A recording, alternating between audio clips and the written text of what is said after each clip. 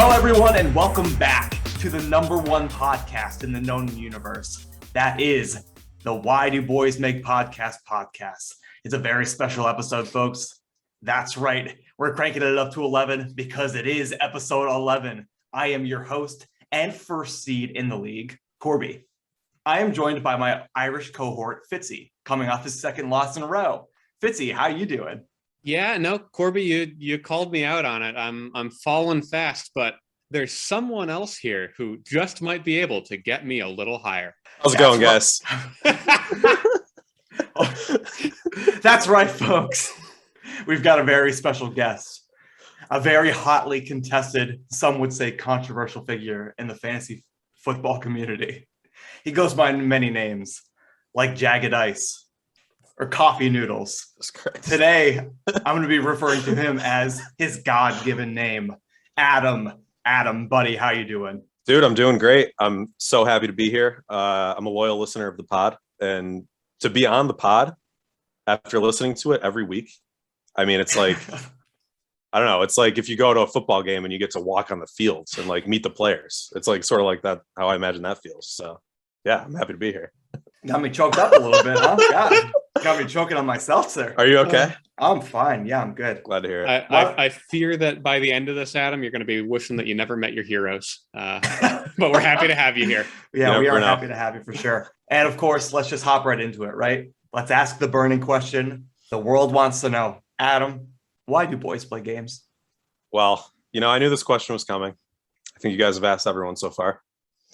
And, I've really thought about it. And I think it's honestly just because, like, games, they're really fun. Like, getting together with friends and playing some sort of game. Is there anything better? I'm a very competitive person. So games, I want to come out on top.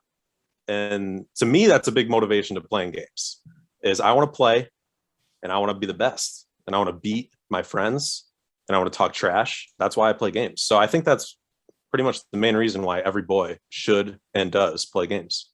Yeah. And, I think your motivations come through loud and clear. Talking trash, love to see it. Love that. It motivates everybody else as well. Absolutely. Absolutely. Yeah, you really keep the energy high here. Speaking of high speeds and high things, let's jump into the next question. What is the minimum appropriate speed to drive in the fast lane on the highway? The reason I ask this is because I take 91 almost every day for about an hour 15 forward and back. And I just want to know how fast you think people should drive. So technically the left lane is meant only for passing vehicles. So if you're going to be driving in the left lane, you need to be going at a speed where you can theoretically pass anyone in the right lane, and anyone can come up behind you and do the same thing. So I say you got to be going at least 80, 75, 80 minimum. And if you're not, just go in the right lane with everyone else. That's not going that fast. So I don't know. It seems pretty simple to me.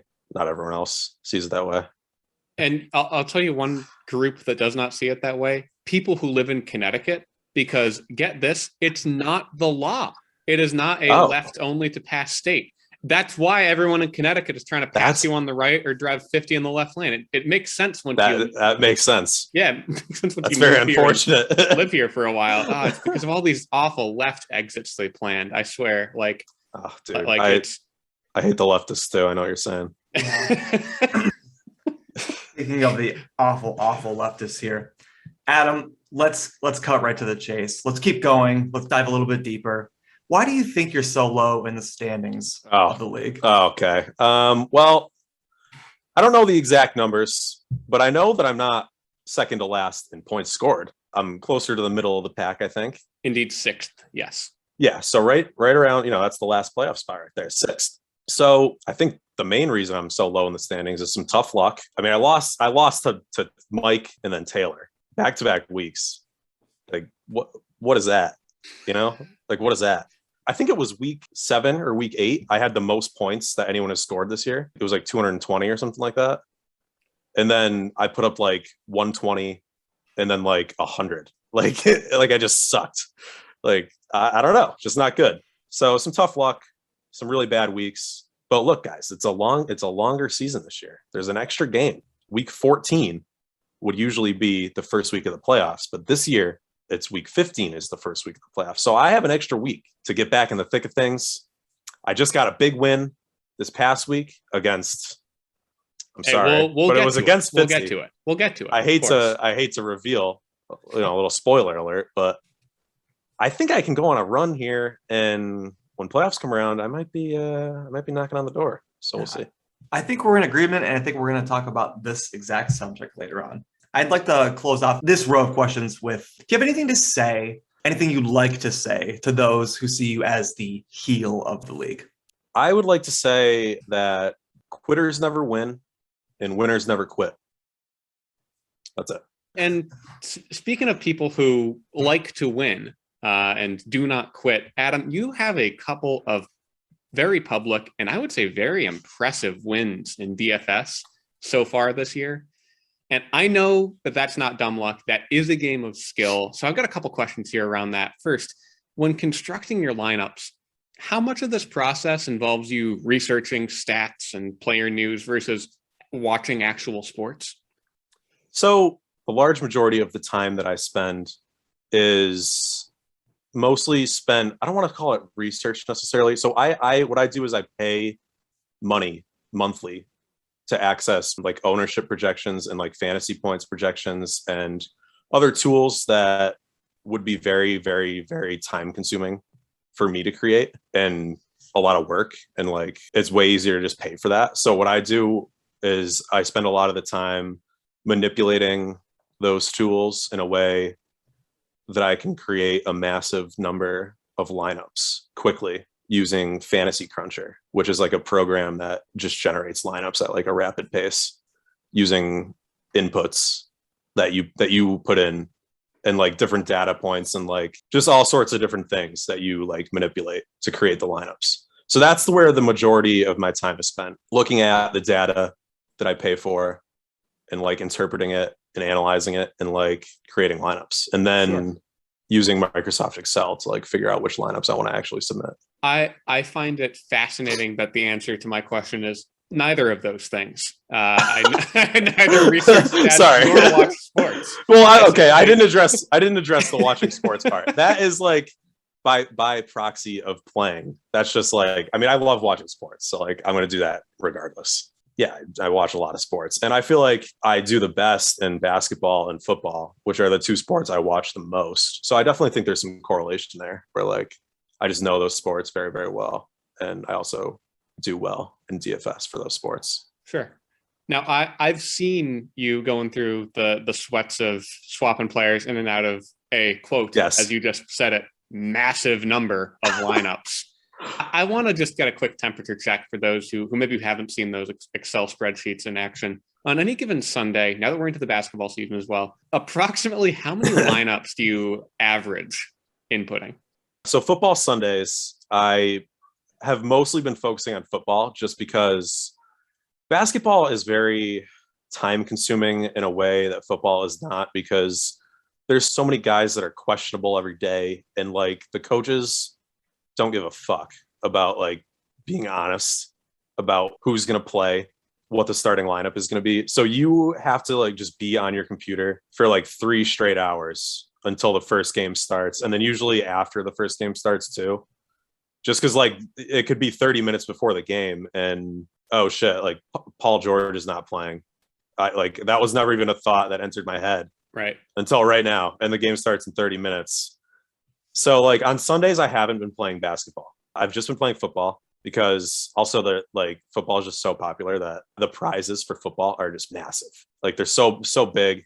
So I usually play on 4 sites: FanDuel, DraftKings, Yahoo, and Super Drafts. On each site, on any given Sunday, I'm entering at least 150 lineups on each site, which is like typically the max you can enter in like a given contest. But I'm entering all sorts of other contests and things. And generally, like I'll play like the main slate, they call it, which is like all the 1 o'clock and 4 o'clock games on Sunday. And then I'll also play like the afternoon slate, which is just the 4 o'clock games. Sometimes the early slate, which is just the 1 o'clock games. So I'll have 150 for each of those sections. You know what I mean? So like, and then I'll also do like Sunday night football A few weeks back, there was the 2 London games back-to-back weeks. I was playing those. So like I was getting up a little extra early those days and like getting in lineups for 9:30, you know? Yeah. So yeah, it's a lot. It's a lot. So I'm a big stats guy on the pod, and I know I'm guilty of throwing a bunch of numbers out when it's just words coming at you. And I just want to confirm this one for the listeners. If I'm doing the math right here, the answer would certainly be over 1,000 is something that you've hit at least once this year, right? Oh, definitely. Oh my goodness. Yes, it's quite. And that sounds like a lot, but like, it is, but at the same time, it's not in a way. I'm not like hand picking 150 lineups necessarily. Like I'm not like looking at every single lineup and looking at like, okay, who's in this lineup, and like I'm not doing that for all 150. It's about taking, say, 1,500 lineups and turning them into, these are the best 150 for DraftKings. So these are the 150 I'm going to enter on DraftKings, and like just kind of letting math formulas do that work, sort of.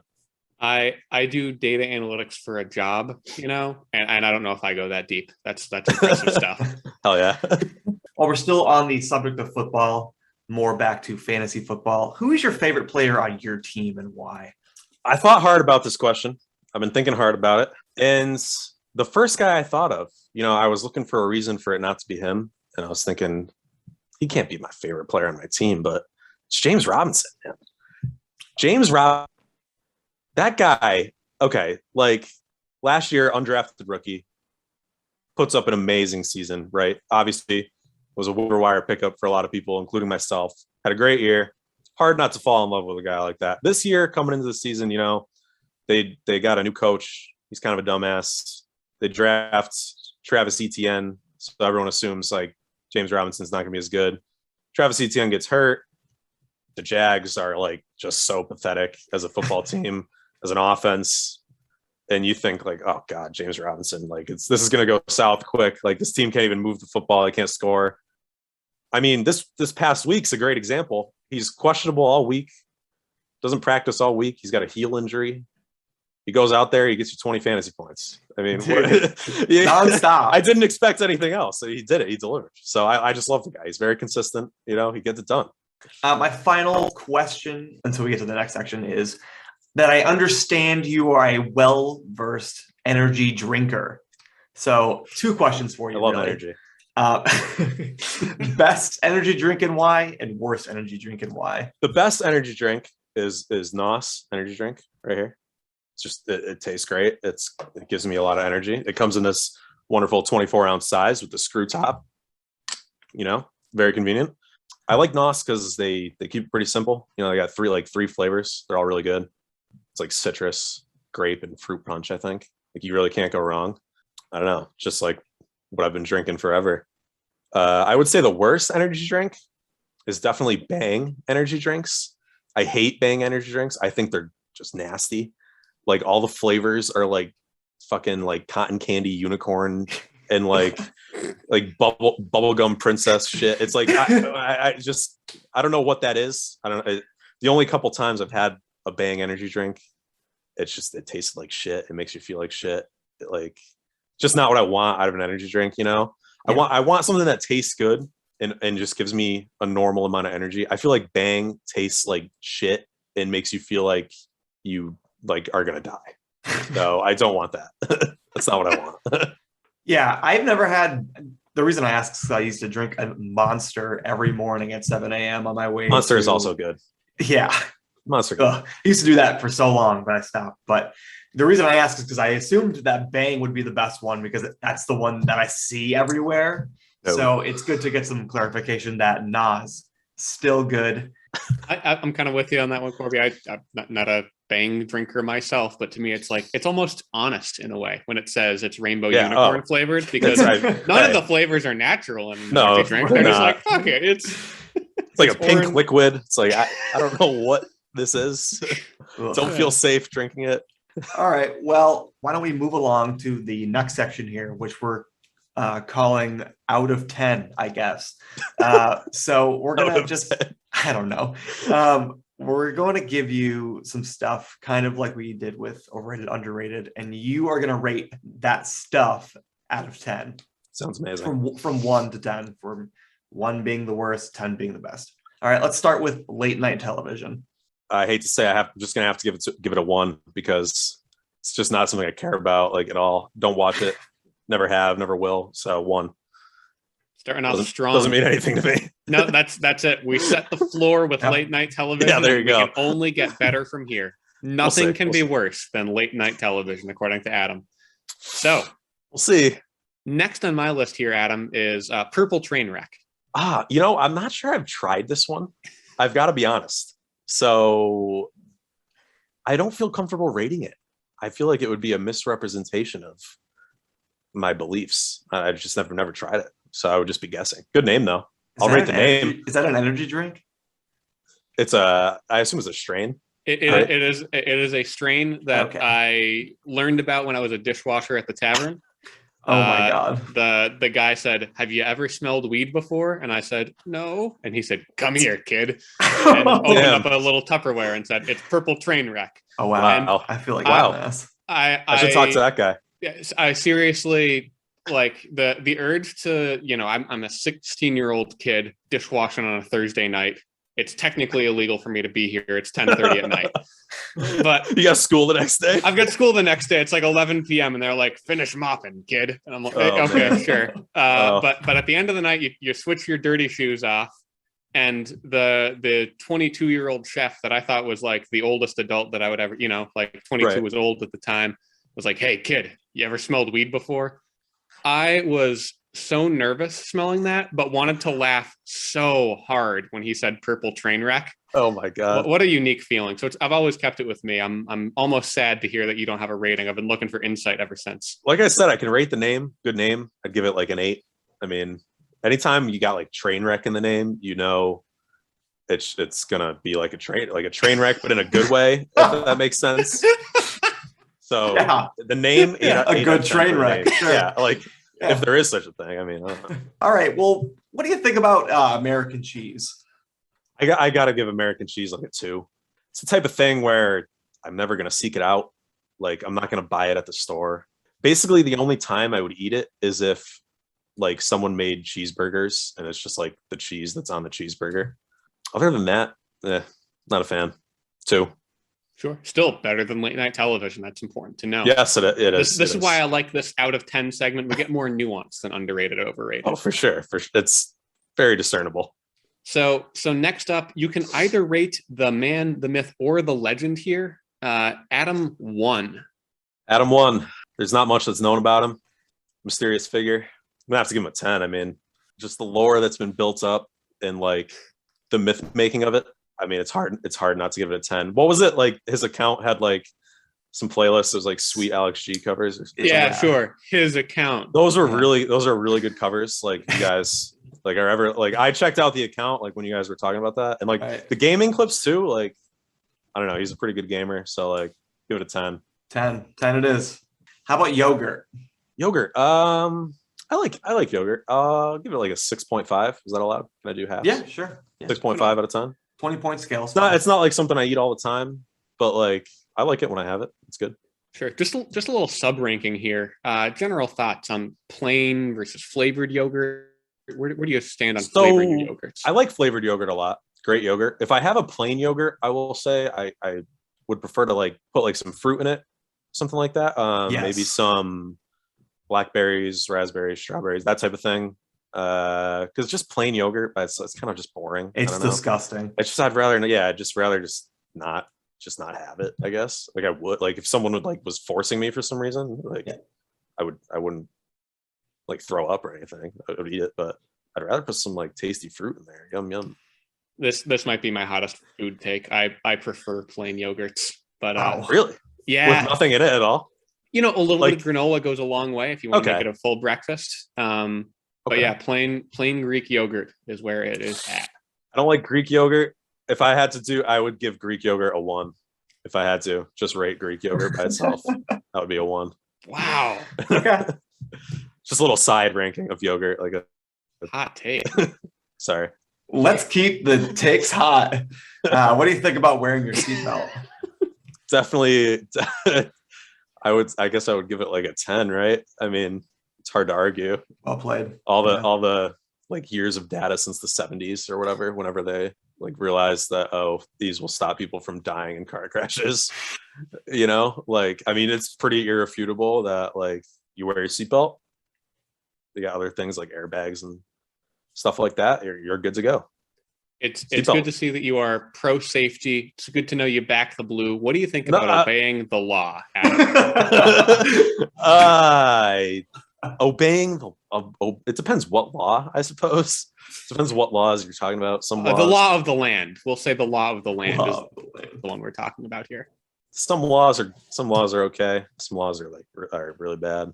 Following the law overall, give it like a 3 out of 10, honestly. Like, I mean, it's better than American cheese and late night television, I guess. Yeah, so definitely. because there are like good law, like the seatbelt, like it's the law to wear the seatbelt. It takes me back to giving seatbelts. It's like, how can I give wearing your seatbelt a 10 and then not acknowledge that it's a good law? So some laws are good, but overall, like following the law, it's kind of lame. I mean, technically it's against the law. It's like gamble in Massachusetts. This pod for all 11 weeks could technically be considered breaking the law. You boys around here making bets, being each other's bookies.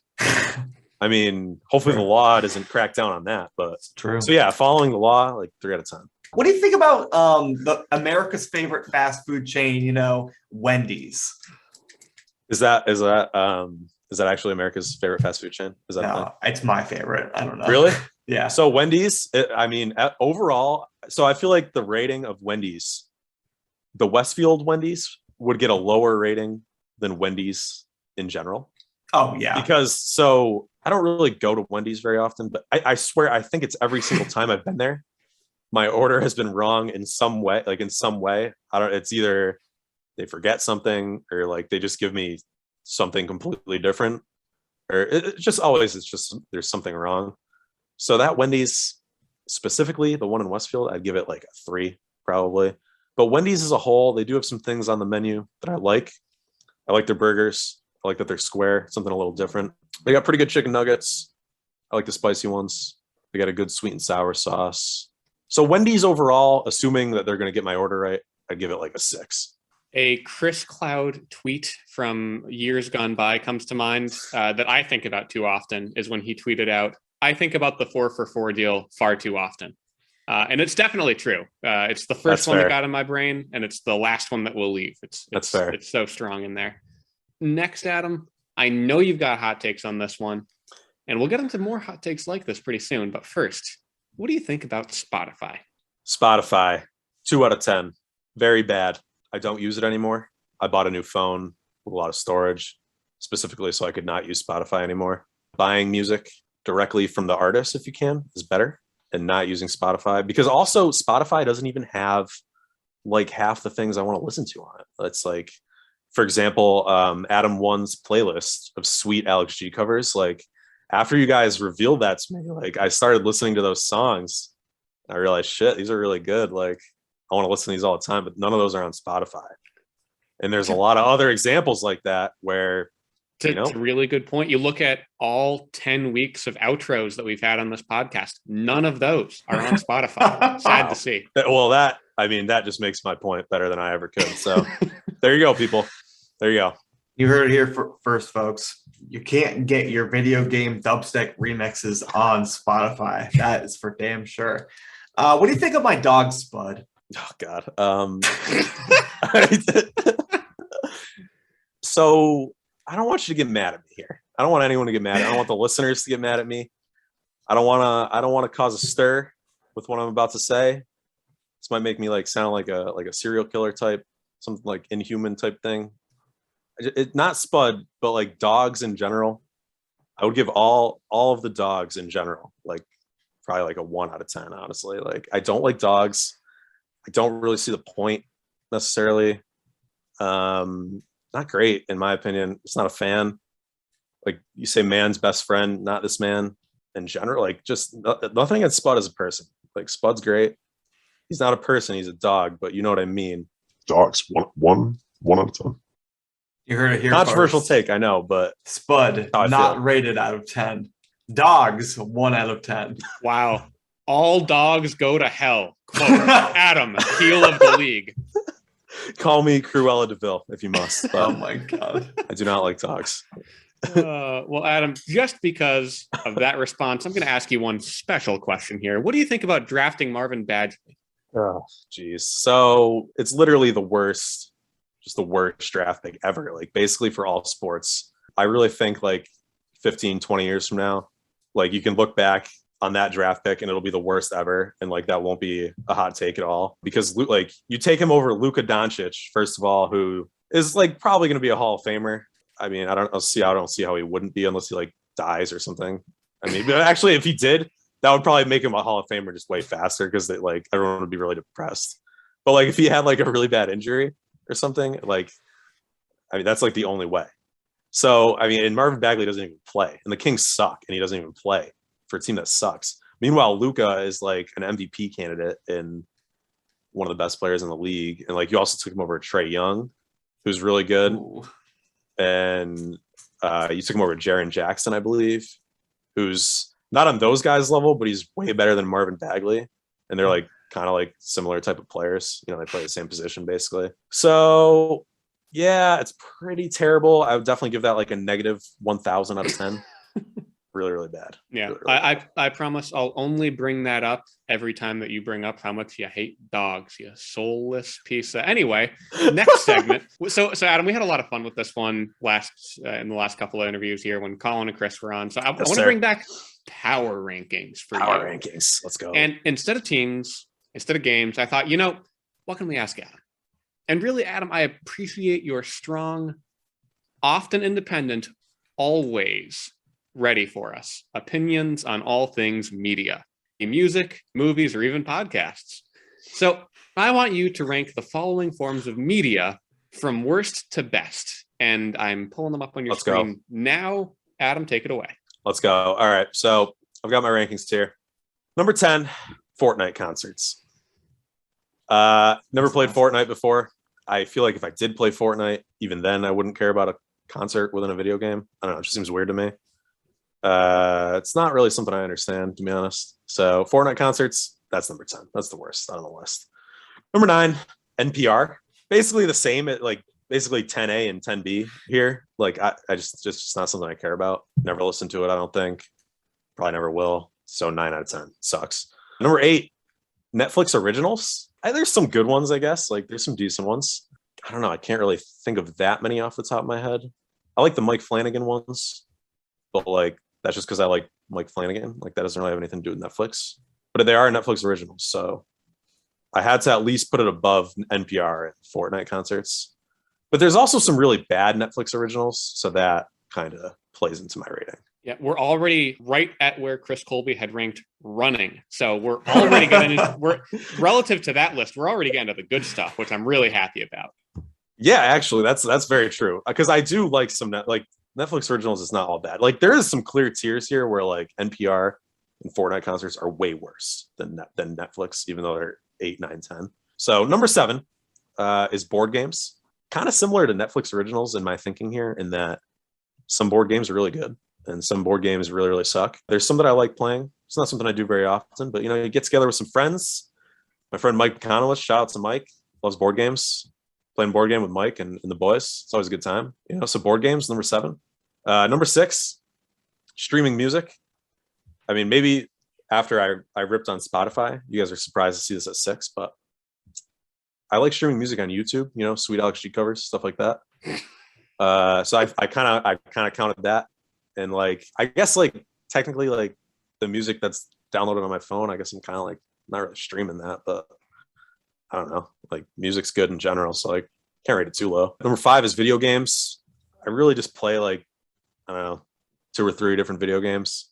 I'm not a gamer like a lot of people that I know, people like video games a lot more than me. I think it's fun, but like I just play Warzone like a couple times a week maybe. That said, you have more YouTube videos of you gaming uploaded than at least most other people in the league. That's true. That's just because the PS5, they make it so easy to just like share a clip and upload it to YouTube. So it's kind of hard to resist. Like when I get a sick riot shield kill or like throwing knife kill that results in a win in Warzone, it's like, how am I not going to upload that to YouTube? So yeah, video games 5, pretty fun. I like Warzone. I like Soul Calibur. I like Grand Theft Auto. I like any game where you're killing other people, stuff like that. Violence. That's cool.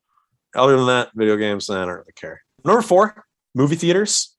I love the movie theater. We're at a tier here where like the top 4 things. Like I really like all these 4 things. Movie theaters are really good. The reason I put it 4 below the top 3 is because there are some aspects of different movie theaters that I don't like. One of those aspects would be sometimes the other people that are at the movie theater watching the movie. If you go to a movie and it's not crowded, that's great. It's amazing. If you go to a movie and it's crowded and like you got some annoying people in the seats, I don't like that. I really don't like when people are talking. There's a few times we've gone to Amherst Cinema and like someone drops what sounds like $100 in change on the ground. And it's like just so much change is like falling out of this person's pocket like during a quiet scene in the movie. It's like, why is that even in your pocket?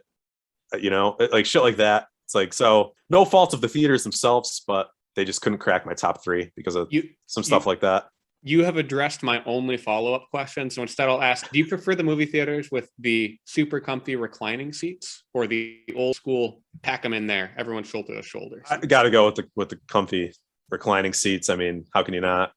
Bigger seats, you're not as close to, like, if people are sitting next to you, you're not really as close as you are in like the traditional seats. So the reclining seats are definitely way better, just more comfortable. You can put your feet up, relax, take a load off, enjoy the movie.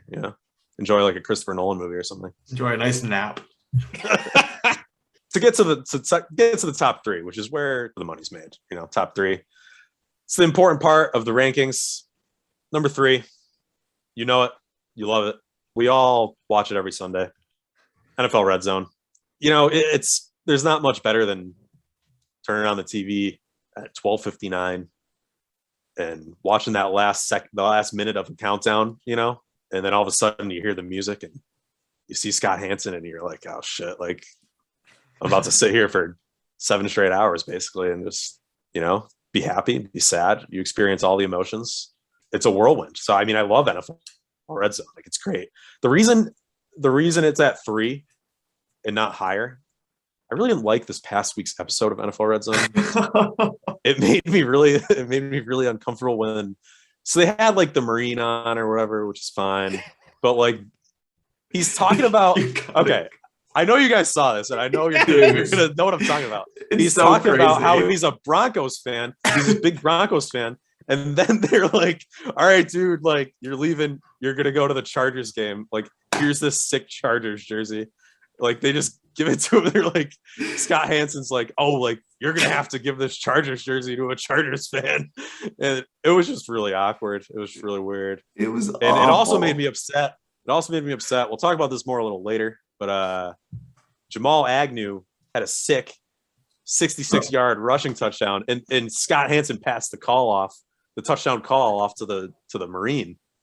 And he called the touchdown, and like it just took all the air out of the moment for me. I was like, damn, like it's kind of lame. Definitely, you hate to see Scott's valor be stolen by another man. Absolutely, yeah, it was fucked up, dude. It was really fucked up. I don't know. So yeah, NFL Red Zone 3, great program, but small slip up last week. I know it won't happen again. Scott, he's my boy. We'll get it right. So number 2, live music. Live music is very good. I love it. It was not fun during the height of the pandemic. I don't know if you guys remember that pandemic we had, but there wasn't really any live music. So I mean, it kind of sucked. Like I didn't go to any for a really long time. And then since late summer, basically, I've gone to a couple shows since then. It's just great. Like it just reminded me how much I loved it. And like I saw Big Thief and Alex G, an artist I was turned onto through some covers from Adam One's YouTube account. I saw them live at Look Park outside. It's great. I mean, no COVID out there, right? So fuck it. Number 1, fantasy football. Fantasy football is my life. It's really, really important. It's without it, I'd probably be dead. So got to be number 1 in the power rankings. Don't see how I could put it elsewhere. Fantasy football is awesome. I love it. And the parts of the year where it doesn't exist sucks. It's like seasonal depression almost. But yeah, fantasy football, it's fucking great, dude. I know. I mean, we're on a fantasy football podcast, so I don't need to tell you guys. It's awesome. I get it. The not so rare in modern America seasonal depression that only lasts from about February through the end of August. Yeah, exactly. Right. So Adam, I think we're gonna close out the interview here in a second.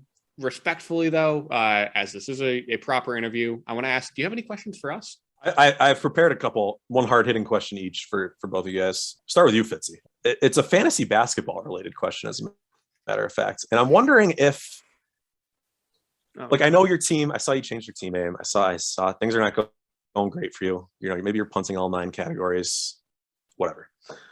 Forget all of that.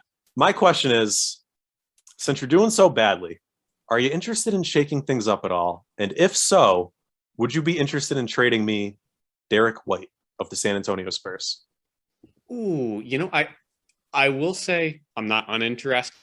It's a fantasy football show. I'll be pretty quick with it. My fantasy basketball team is mostly made up of Denver Nuggets and San Antonio Spurs. So I was going to say, you got a lot of Spurs. So I'm looking to diversify. I'd be interested to hear your offer for sure. I'll send you an offer after the pod, maybe. Corby, quick hard-hitting question for you. Okay.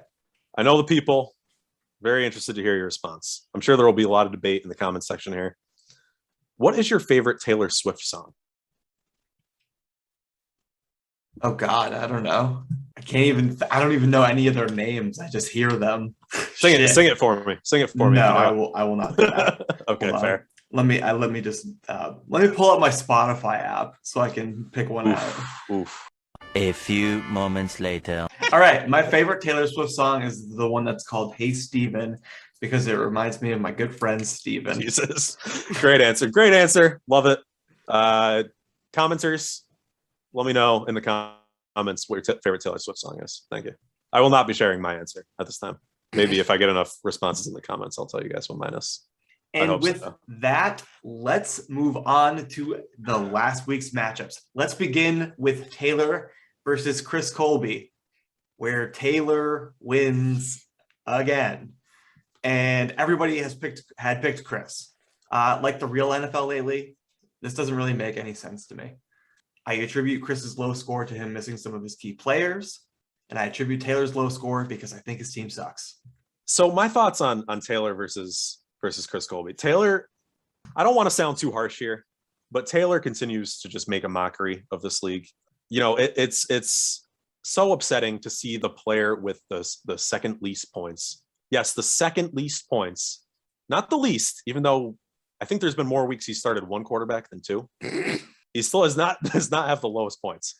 To see him to continue to just get lucky with these matchups and keep winning, including when he beat me. I mean, it's the same thing with this win against Chris Colby. He doesn't deserve it. He got it anyway. And I hate to see it. And Chris, you know, I'm sorry it happened. I know exactly how you feel. It happened to me 1 week prior. You'll bounce back. Your team's better than this. So yeah, really, like, it was a complete shit show, but I really want to give credit to both of the managers here. Taylor's side, somehow he's crawled his way into having 3.5 quarterbacks. I mean, yeah, only one of those scored over 6 points last week, but he still beat Chris's desperation. Hey, Marcus Mariota might run for a first down play with Kyler being out. Starting with Chris, you know, you showed wisdom. Unlike Sun Tzu, who misled me, you didn't fall for the bigger projections. You kept Rondale Moore out of your lineup and played the smaller numbers of Deontay Harris and Ty Johnson. Both of those paid off for you, so big credit there. And also credit for Taylor. He's pulling off these wins using what the speed running community refers to as swag strats. Because earlier this year, he started the season 2-1 with Blake Bortles on his team. And I went to go get the same stat for, hey, how many games did he win while he had Deshaun Watson on his team? The answer is 6. Because he still has Deshaun Watson. I'll talk about this. We'll talk about that later. Don't you? Oh, worry. We will. But I was shocked. So he still got him on his team. And on top of that, for the second week in a row, he enters with an empty roster spot. So he's pulled off 6-4 with absolute swagger. Big credit to Taylor for somehow getting here. Like I said, mockery of the league. From mockery to the guy with the highest or longest, I should say, active winning streak, Eric. Beaten Brandy. We all picked Eric, and no surprise, no remorse. My only note here is for Brandy, and I'm sorry to do it, Brandy, but you had the bench defense outscore your starting defense. Clearly, nobody could have seen this coming, but San Fran gets the Jags next week. I get why you had them on your roster, but you hate to see the big brain double defense where the backup one outscores. If you had swapped the two, this matchup would have been a lot closer, but not close enough. Eric, good stuff starting the Dallas ball hawk defense, my dude. Outscores both of Brandon's D's. They go after the ball. Those Dallas Whedon boys. That's what they're all about. So a tough week for Brandy. You know, Eric, arguably, he's up there. He's up there at the top. One of the best teams in the league, arguably the top team. You know, among you guys is one of the top 3 teams. Brandy lost Kamara. They declared him out on Friday, I think. That's a tough. I mean, that's your best player right there. Like, that's tough. Anytime you lose a guy like Alvin Kamara, it's gonna be tough to overcome. And then you had Carson Wentz, you know, the new acquired player in a trade with myself. And you would think like Carson Wentz, maybe some new baby luck, because the hot story around Indianapolis heading up to the game was that if Carson Wentz's wife went into labor, you know, tough shit, he's playing in the game. He's not missing the game for the birth, right? Like, it's football, baby. Didn't get any of that. He had 7 points against the Jags. I mean, that's tough. You've got both my notes here. The only other note I had for Eric was, I guess Michael Carter is like now a viable PPR fantasy asset. Like, what the fuck? He's the GOAT, dude. He's the GOAT. Damn. Fitzy, any comment? Jets fan? I actually don't have a comment. I'm looking at his stats because, you know, on the PC, you only get to see the rushing stats for a running back. And I'm like, he's not even good, but he keeps putting up points. Look at those catches, baby. Look at the targets and the receptions. He had like 10 catches one week, you know? You get that on the Yahoo app. When I click the player notes here on my laptop anyway, I can only see rushing stats for running backs. It makes it tough to really analyze here. Hey, click on his name, guy, and it'll bring up his Yahoo page. That's a whole other tab. I don't have time for that. Sorry to bother you. I don't know what to tell you. While you're doing that, let me introduce the next matchup. I'll go quickly, though. We had Fitzy versus Adam, where Adam is the victor. I was with Adam. Fitzy and the coin were with Fitzy. Like I said, I'll keep it quick.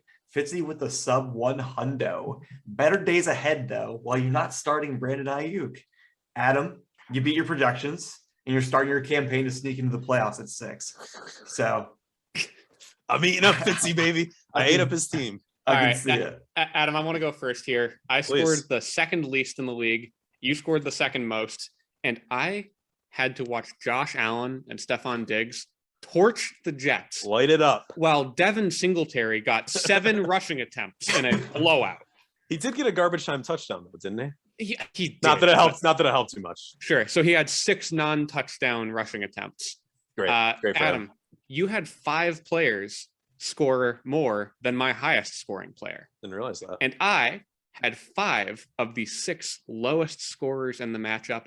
So all of what I mentioned is humiliating. Yeah, it is. But you want to know the worst part? You want to know what irked me the most, Adam? What is it? It was Eli Mitchell putting up 91 yards on 27 carries. Those carries should be for Sermon, man. Ugh. Okay. That's the Trey Sermon thing. So they took him in the 3rd round. Little known fact is that they drafted Eli Mitchell this year in the same draft in the 7th round. Correct me if I'm wrong, but I'm pretty sure it was the 7th round. So Trey Sermon sucks so bad that he is playing behind Eli Mitchell, JaMychal Hasty, who was hurt this week, and Jeff Wilson took over his spot. There was 1 week earlier in the season where Eli Mitchell was out and Hasty was out and Wilson was out, and Kyle Juszczyk played 82% of the snaps. Like, Trey Sermon just sucks, apparently. So, I mean, I'm sorry that happened to you, that you took him, but like, he sucks. Dude, he has to be better than Jeff Wilson. Jeff Wilson averaged 2.8 yards per carry on 10 touches. Come on, Shanny. Jeff Wilson was solid last year. So, like, if you go back and look at his stats last year, they were solid. So, I don't know.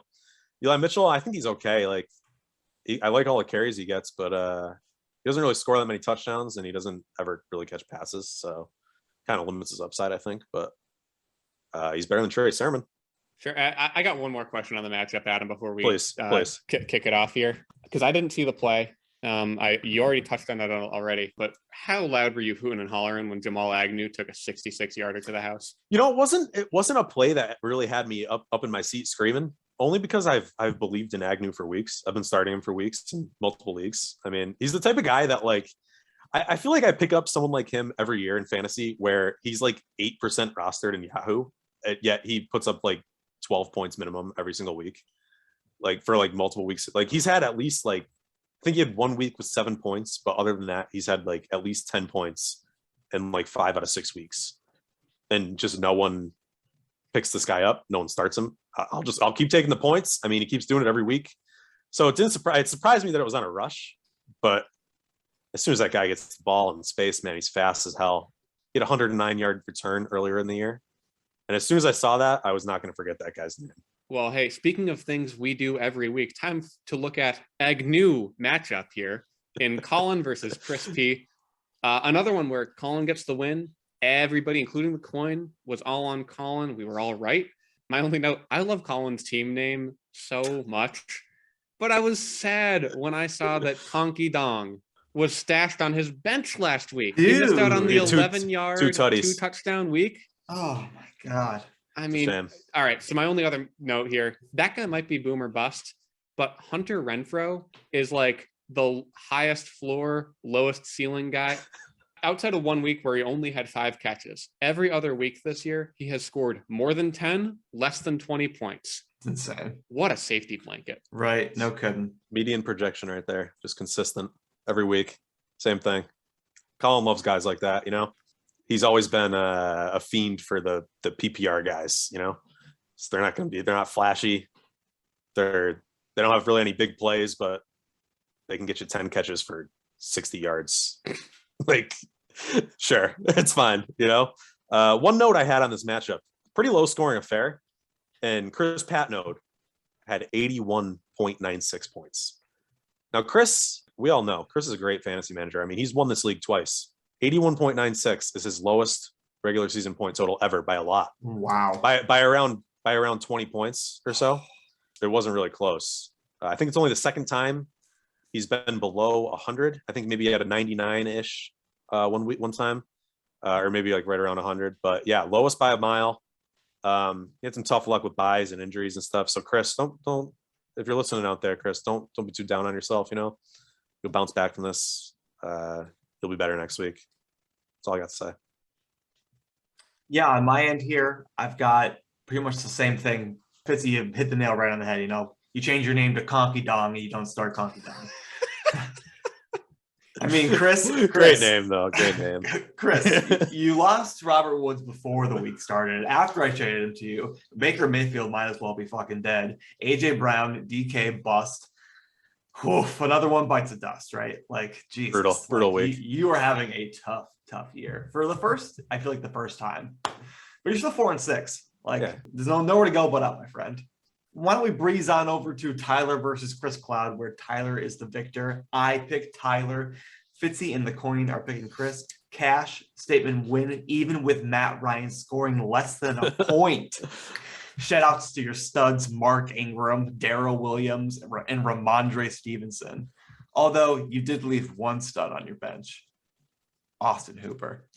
Oh gosh. Seriously, you got to start Austin Hooper, man. Like we've been saying it for weeks. He's due for a breakout. We finally saw it. And I mean, what does he do? He hasn't got him on his bench. I mean, he's the new Mike. I swear.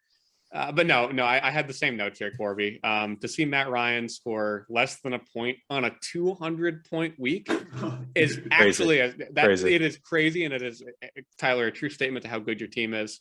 I picked against you, but I'll spoil it. At least I won $5 on it, so I'm happy. I'm happy as a pig in a blanket here. Chris had the third most points in the league last week, and it doesn't matter. It gets erased by a 200. It's a tough loss, but got to point it out. Another big brain defense benching where the bench defense scores 12 to the starter 6. Wouldn't have mattered at all, but a bad omen for sure. My only note on this matchup, Cash had the most points in the league. Great week for you. Like you guys touched on, getting that done with Matt Ryan, putting up basically a 0. I mean, that's pretty awesome. The only other thing I have to say, great pickup, Ramondre Stevenson and Mahomes, man. Is he back? Dare I say it? Is Mahomes back? 40 burger. We've seen some stinkers from Mahomes. If Cash can get Mahomes playing at a ceiling, he's got a scary team. So that's something to look out for. All right. And our next matchup here was the battle of the mics. Mike versus you, Corby. Corby, you got the win. And once again, everybody was on Corby. To quote Mike, who was on the pod last week, he said of this matchup, and I quote, "A matchup? A matchup? Is that what you want to call it? It's more like a slaughter." Well, I mean, behind Brian Edwards' best stat line of the year, he almost got it done. It really came down to two things. Mike not having a quarterback was number one. And then number two, I had to laugh when I saw this. Le'Veon Bell getting me 1 yard closer to winning our bum bet, Corby, with a 1 yard stat line. Oh my God. Incredible. Yeah. Yeah. I mean, like, I won, but I missed my projection by almost 50 points. Jesus. A bad week. You didn't get murdered, Mike, you know. And not to talk about myself, but at least I handcuffed Aaron Jones. AJ Dillon looks way better than him anyways. Yeah. I proposed a couple trades for AJ Dillon. Just a side note on that. I know you rejected them fairly quickly, as I would expect. My only notes on this matchup, Mike, you gave up weeks ago for no reason. Not really sure why you did it. It's a long season. You could have tried to stay competitive. You chose not to. I'm not sure why. Like I said at the beginning of the show, winners never quit and quitters never win. Frankly, you deserve to lose. And yeah, Corby smoked you. Sorry. Sounds like you are very sorry. And with that, we wrap up last week. So the standings for last week, I went 5-1, Fitzy and the Collin going 3-3. Overall standings for the season, we've got Fitzy at 36-24, me at 35-25, and the Collin at 30-30. Pulling in close here. Yeah. It's going to come right down to the wire. I should start picking Taylor every week. He's won more than he's lost. Right? No kidding. And with that, let's move into a new segment. Adam, our friend, our guest, has prepared something for all of you. So I will let Adam have the floor. Hello, viewers. The following clip is presented to you in its unedited, raw format, the Adam Cut. Why am I doing this? Because it's 1 p.m. on a Saturday, and I just don't want to edit it. Enjoy. I got a segment for you guys. How's this for a segment? Adam's Move Makers or something like that. I couldn't really think of a good name. I don't know. I was trying to think of a good name. I was also thinking of Best Value Movers, like the well-known moving company you guys may know about, based out of Eastern Mass. But so basically what this segment is going to be all about is I'm the king of the moves in this league. It's been talked about on the pod before. I know Fitzy's brought it up. You guys brought it up a couple times. I've made the most moves in the league by, I think, a fairly healthy margin. So basically what I wanted to do is highlight at least one player on all of your teams, all the listeners' teams, and even my own team. I'm going to highlight one player on each team that needs to get cut. I want you all to think long and hard about the players on your roster. And I want you all to take my advice to heart and really consider who you might want to cut and if it's the player that I say. I cannot think of a better segment for heel Adam than here's one thing that sucks about everybody. And I'm even gonna say my own team. I'm gonna point out a player that, you know, it's not gonna be a cheap shot. It's not someone that I'm like gonna drop when waivers go through tomorrow. As the viewers may know, I think it's been discussed before. The pod is recorded on Tuesday night. Waivers go through Wednesday morning. I'm not gonna be picking someone from my own team that like I'm just dropping tomorrow anyway. This is a guy that's on my team. And I hope that it'll be interesting to see if some of the viewers take it upon themselves to cut the players that I suggest before hearing my suggestions. You know what I mean? So before the pod comes out on Saturday, maybe some of these moves will already have been made. And if that's the case, I want those viewers to give themselves a pat on the back because they're doing something right. So to start it off, I'm going to go from top to bottom, top of the standings to the bottom of the standings. Just going to go down the list. That means Corby. Are you ready? You're up first, man. You're in first place. I hope you can take it. I don't think this is going to be really controversial. You might even agree with me. Jared Cook. I mean, what the hell are you doing with Jared Cook on your team? It's a one tight end league. I get that you can start a second tight end in the flex, but you could easily pick up a player that's not Jared Cook, like a wide receiver or a running back that has way higher upside.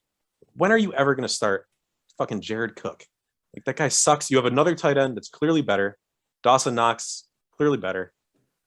He's on the Bills. Great offense. The Chargers are a good offense too, but Jared Cook just doesn't get used that much. They keep throwing touchdowns to Steven Anderson and Donald Parham instead of Jared Cook. Just drop him. Just cut him. He sucks.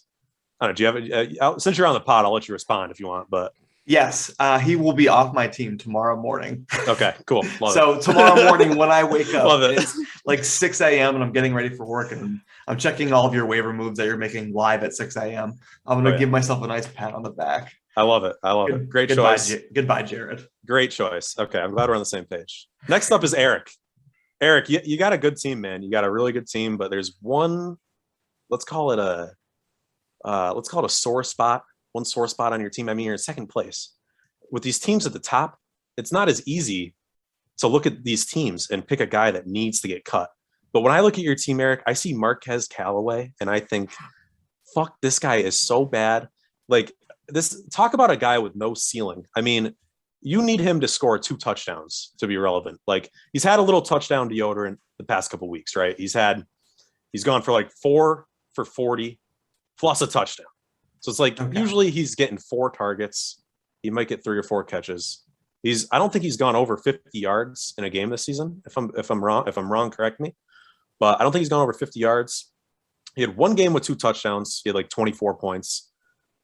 But I mean, this guy's ceiling is like at most 14, and large majority of weeks he's going to get you like, I don't know, 6. His quarterback is Trevor Siemian. And not only that, but his quarterback could be Taysom Hill, which probably is even worse. Like, so I think things are kind of grim for Marquez Callaway. I think he sucks.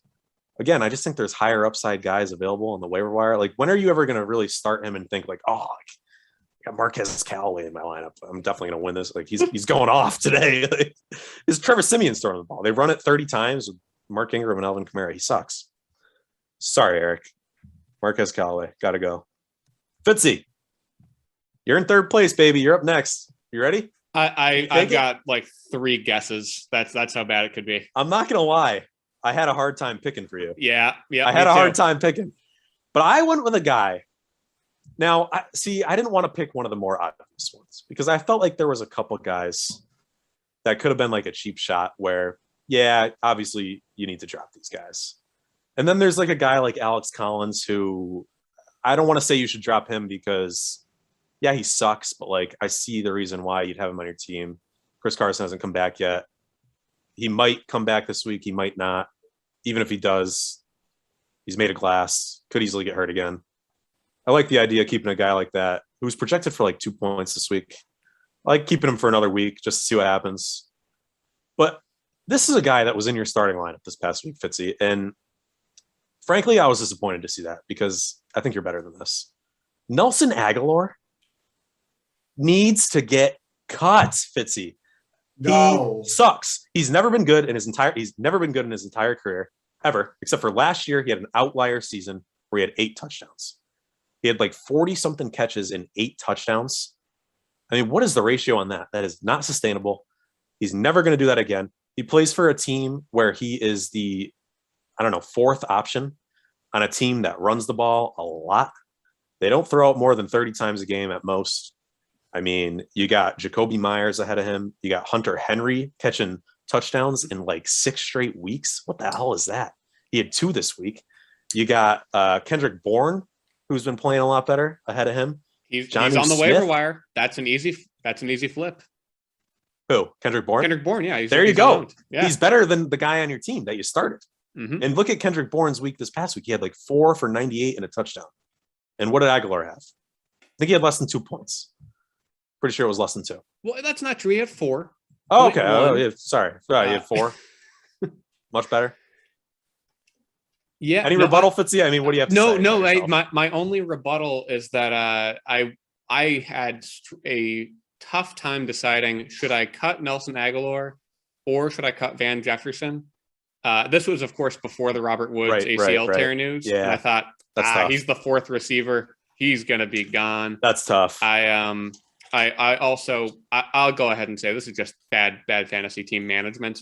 I did have a claim in to get him. But after my claim to get Alex Collins onto the team, my roster was full. So gotcha. Yeah, tough one there. I would have outbid Collin, and I should have outbid Collin with a drop on Nelson.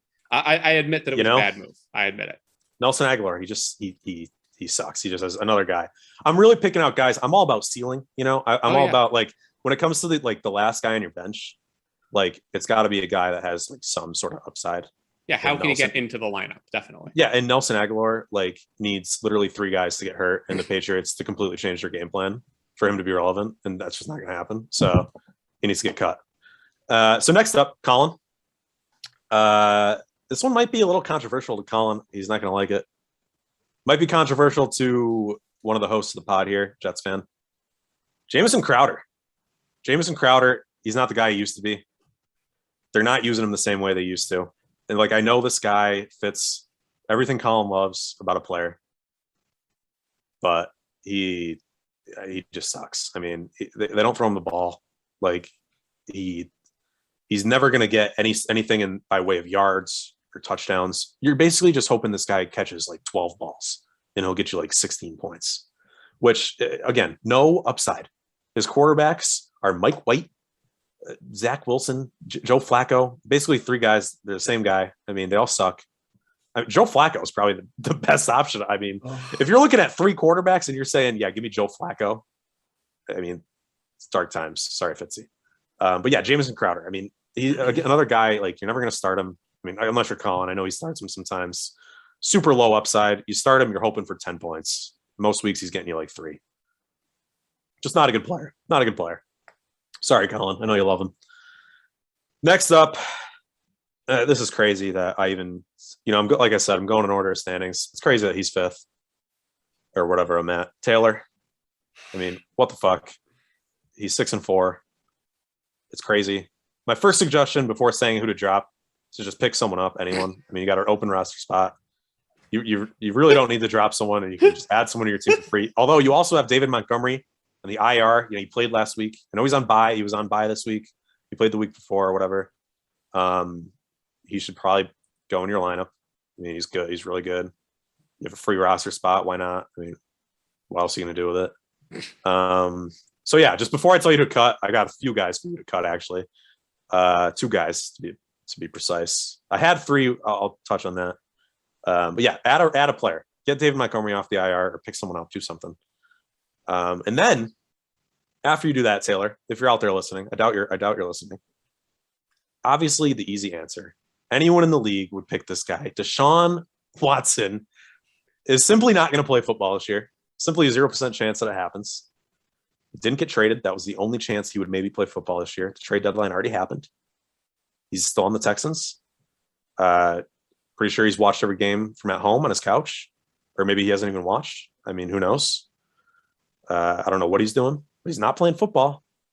So you should definitely drop him. I don't know why he's on your team. So drop him. Pick up literally anyone that's going to play in a game. Doesn't matter. Kenneth Gainwell also sucks. I mean, the running back one on the Eagles gets hurt. A team that doesn't run the ball very much. So Miles Sanders goes down, and now the Eagles have the highest run rate in the NFL since Miles Sanders got hurt, and Kenneth Gainwell still sucks. Drop him, Taylor.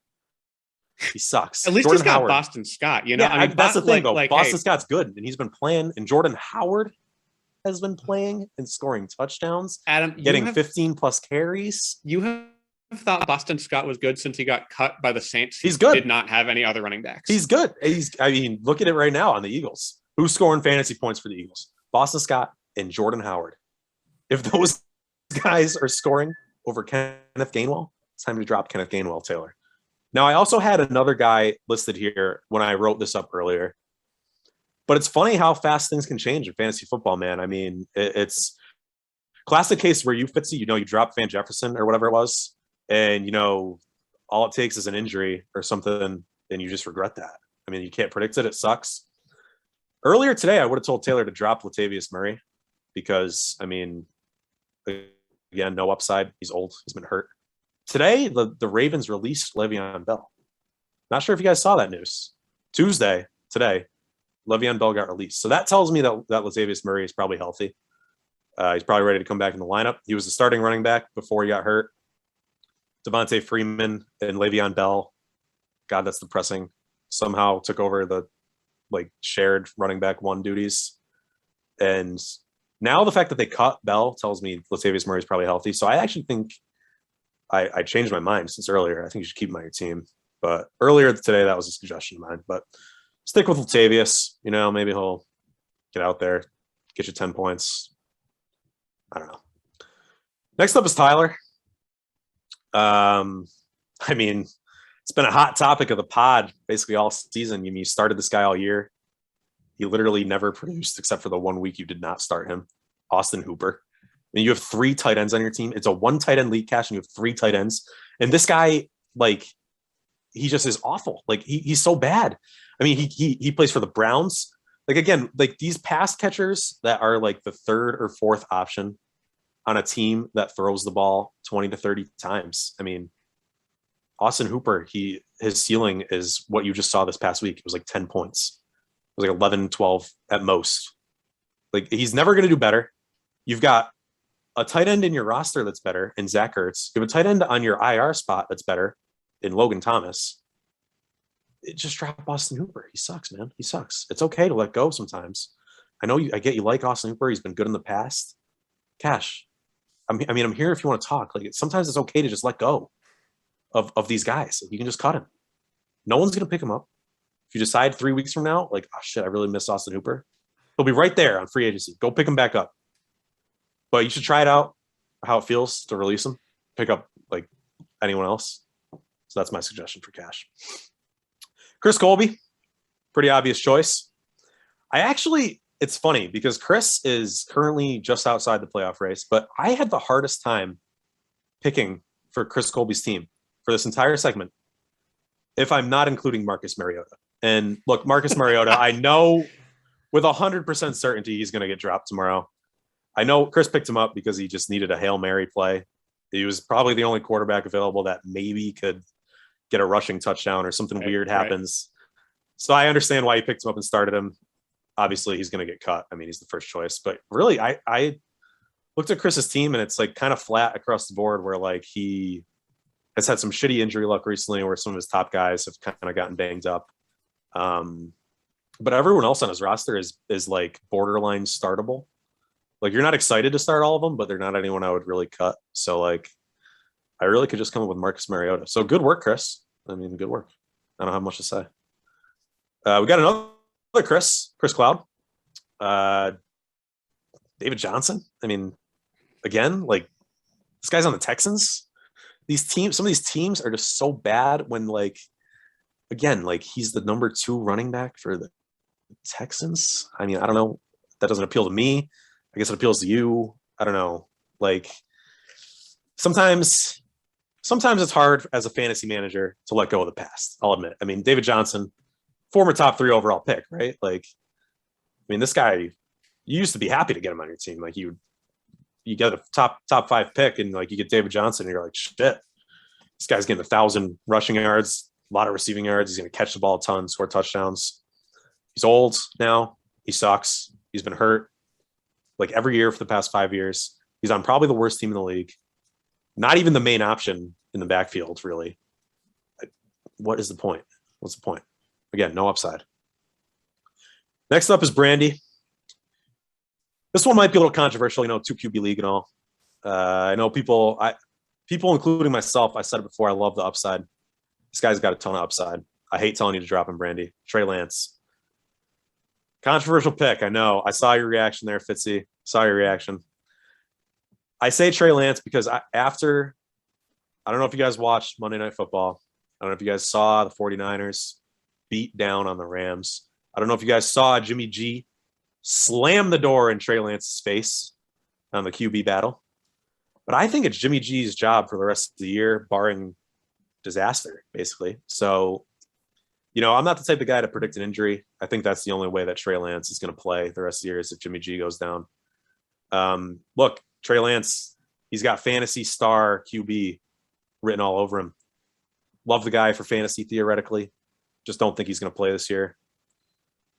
seems like a guy that you could cut and, pick up someone that might play.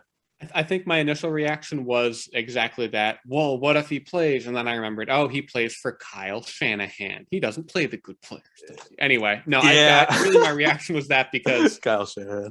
It was really more about PJ Walker being on the team. You think he's got a shot to keep? So it's kind of the thing I looked at with PJ Walker was kind of similar to the Marcus Mariota pick on Chris's team, where he was a fill-in.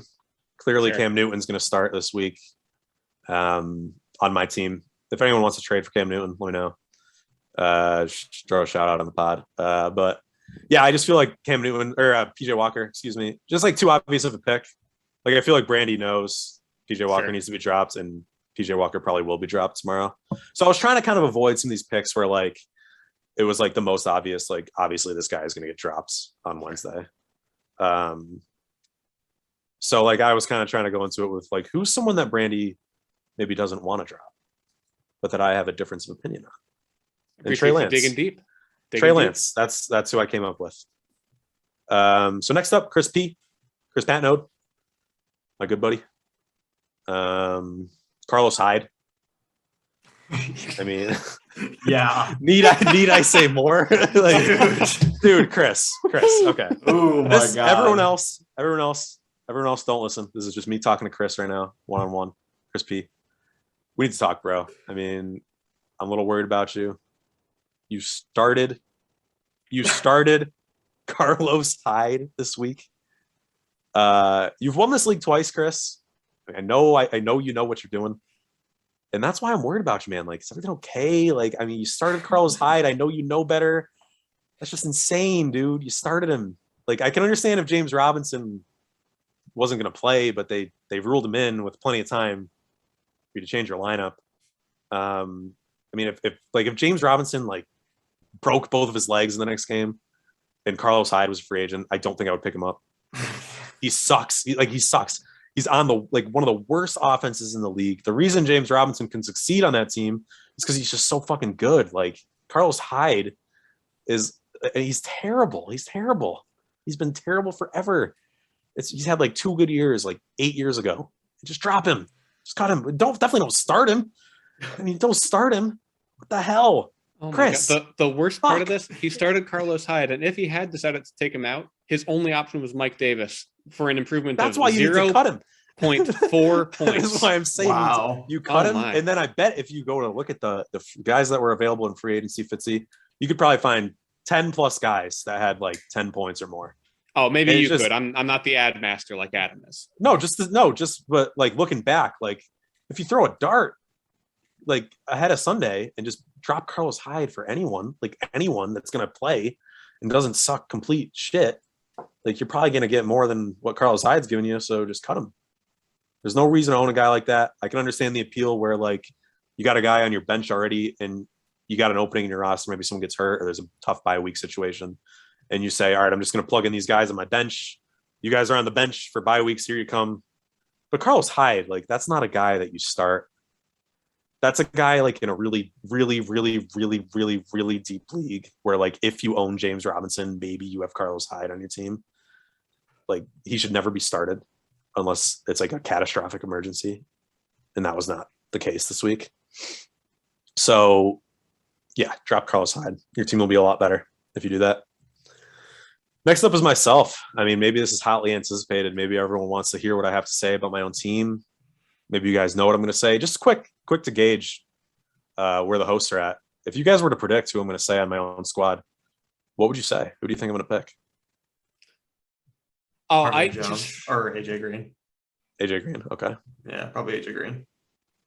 No, I don't expect you to know my roster by heart, but No, I just had to look it up here, and it's funny. I think I'm going to land on AJ Green because my first thought was Kenyon Drake, and then I remembered, who am I talking to? Adam's never going to drop Kenyon Drake. I also just traded for Kenyon Drake. I made a point to acquire him. I wanted him. I did. Fun facts with that trade that I made with Brandy. Quick side note, because you mentioned Kenyon Drake.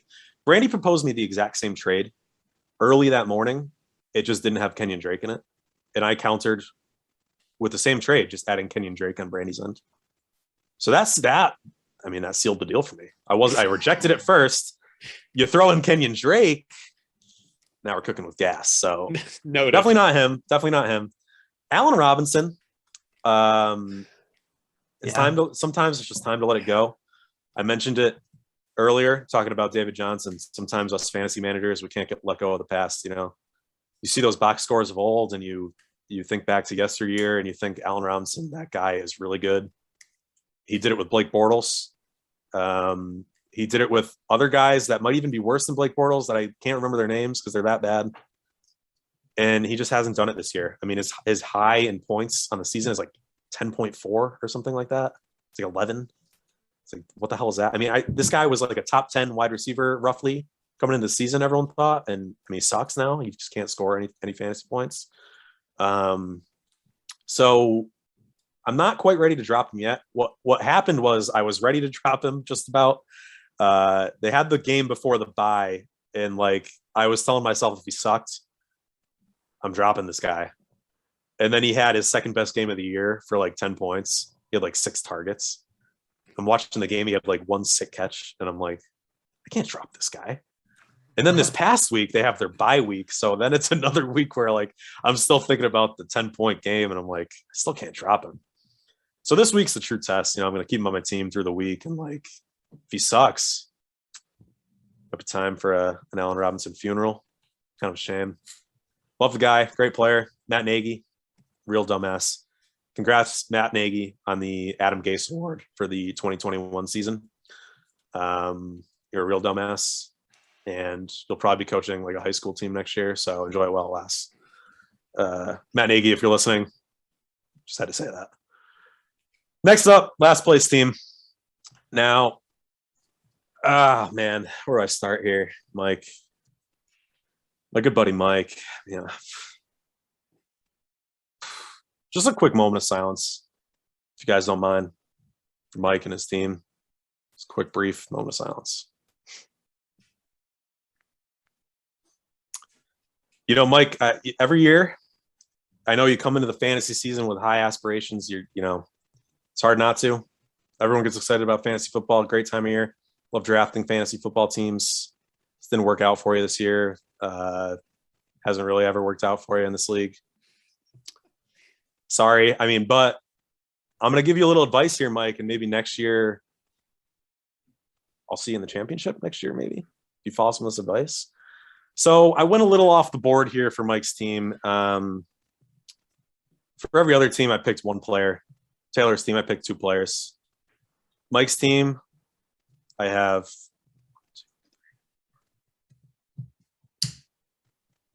I have 6 players. Oh my God. That I think Mike should drop. And I'm not just trying to be a dick. I really think these guys should not be owned. I mean, I'm going to start with Le'Veon Bell. He got cut today. I assume you'll drop him. Like, he's not even on a team. Just got a trade offer from Fitzy. Interesting. Le'Veon Bell needs to get cut. I assume you know that, Mike. Not sure if you'll do it because you gave up on the league. Mike, I'm not going to mince words here. Let's just get that straight. I mean, your team sucks. Your team is so bad. A big reason that your team sucks so bad is because you just gave up for no reason. Why'd you do that? You know, we had the same record, and I'm still fighting to get in the playoffs. It's a long season, Mike. There's 14 regular season games. We're not that far out of playoffs. I mean, now, after this past week you just had, it's going to be kind of tough, basically impossible. But, like, if you kept trying and dropped guys like Sony Michel, Jamal Williams, Robbie Anderson, yes, again, Le'Veon Bell, Kenny Galladay, and Brian Edwards. No, that's trade bait. Many weeks ago. These guys should have been dropped many weeks ago. Think about all the good players. Let's just say since week 5 or 6-ish. Think about all the good players, viewers, in your heads that have been picked up from the waiver wire or free agency, that have been startable players since then. There's been a good amount. I'm sure you all have one on your team that you think, wow, I picked this guy up not that long ago. I've been starting him every week, and I like this guy. He's pretty damn good. For me, Jamal Agnew, love that guy. I mean, I'm sure everyone has a player on their team that they feel this way about. Mike does not have that because Mike hasn't dropped any of these scrubs that he should have dropped so long ago. Mike, you draft these guys, and I get it. You stick with the preconceived notions of of them, of how you feel about them before the draft, you got to let it go. Mike, you just got to let it go. These guys suck. Robbie Anderson, he is not going to be good at any point this season. Sony Michel, what the hell? Why is he on your team?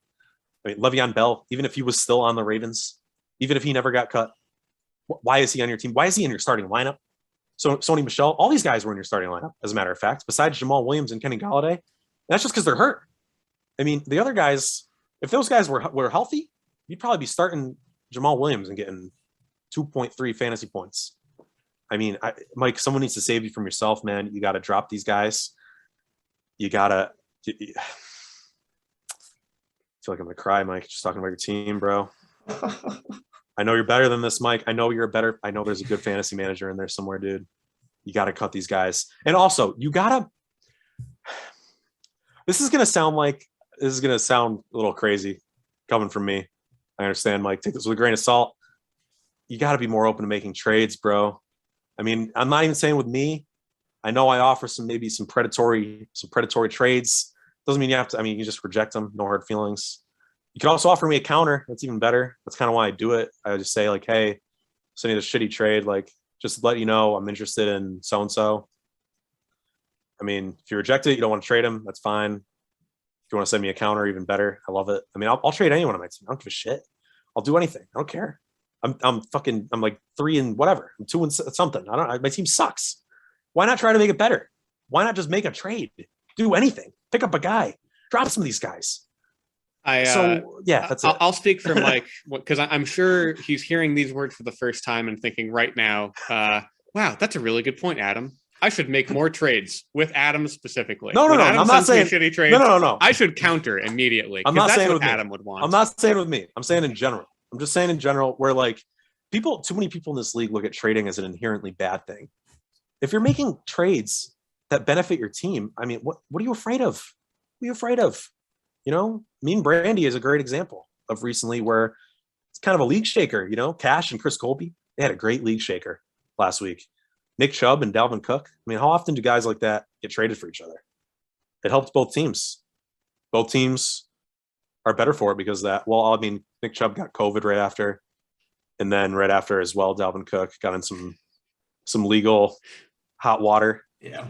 Not sure the specifics of it, but so we'll see how the trade plays out. But, you know, fantasy football is a fickle game. I mean, you're just as likely to trade for a guy that's going to end up getting hurt, Chris Patino trading for Robert Woods, as you are to draft a guy that ends up getting hurt. You know, who took I think our draft was after most of the big injuries in preseason, but like Gus Edwards, you know, like you're just as likely to draft. It's just, you can't predict shit like that. I think a lot of people worry about making trades because they think I don't want to trade a good player and get back someone that's going to get hurt or not play well or something. Can't think about it like that. You got to believe in yourself. You got to believe in your ability to make your team better with moves, with trades. That's all there is to it. Turning from the heel, Adam, to hopefully healing ourselves with this next segment. Looking forward to next week. Our first matchup of the week is Brandy versus Tyler this week. And I'm going to kick this one to Adam first. Adam, who do you want to take here? Brandy versus Tyler. I'm going with Brandy. I thought long and hard about this one. The main reason I'm going with Brandy over Tyler, I mean, Cash's best player is Cooper Kupp. He's on bye this week. That's tough. I mean, Cooper Kupp is a beast. I mean, there's not many wide receivers that you can lock in for 10 plus targets every week. He's going to catch 95% of the balls thrown his way. He's going to score a touchdown more often than not. He's on a great team, great quarterback, great offense. He's on bye this week. This sucks. I mean, I'm also picking Brandy, assuming that Kamara comes back. I think he'll be okay to come back. I look at it. Brandy gets Kamara. Cash loses Kupp. Win for Brandy. Sure. So we all know there's some luck involved with fantasy football, obviously, but I want to ask Corby, I want to ask you a quick question. Do you believe that some people are just better at fantasy football than others? Oh, yeah. So with that in mind, you know, wisdom clearly didn't work out for me last week. So I'm going with some new school work here. We're going to be thinking about analytics this week. Love it. And in the history of week 11s in this league, Brandy is 0-1. And her loss last year was to Tyler. who is, get this, 6-2 in week 11 history, shows that he can work his way through bye weeks, figure out a way to get it done. I know we've got a low sample size here with Brandy. I really think this could be the matchup of the week. I think this is going to be the highest combined scoring matchup this week. I like both teams. I like that. But despite the small historical sample size, I'm picking Tyler to ride high this week, keeping his week 11 streak rolling. Folks at home, welcome back the coin. Who is rolling with Brandy as well. Okay. On my end here, no more poetry, not doing poetry. We're going back to links with these people, Nice. with these competitors, because it's the last week of unique matchups, because we go back to the other matchups afterwards. So we've got Brandy versus Tyler. We've got the battle of two people who have a very similar nose structure. Jesus. Which of these competitors will be waking up to the smell of a W come Tuesday morning? Brandy, I see a lot of boogers in your lineup. God. But every other week, Gaskin goes off. So this might be your week. On the plus side, you've got a lot of tissues for your boogers. You've got Fournette looking great. You've got Hollywood hopefully bouncing back. Tyler, you're like a nose that's just been blown. You just had 200 points. You've made some waiver wire moves that have been very successful. Hopefully you get Chubb back, and hopefully Brandy doesn't get Kamara back. Is this the Austin Hooper breakout again? I'm going to take Tyler here. Tyler, I choose you. Next matchup here, we've got Mike versus Collin. Let me lead this one off. It's the battle of the BFFs. Which of these stokers will come out with a victory? Collin, you're in full running back euphoria right now. I'm sure there's not a dry tissue in your entire house. God.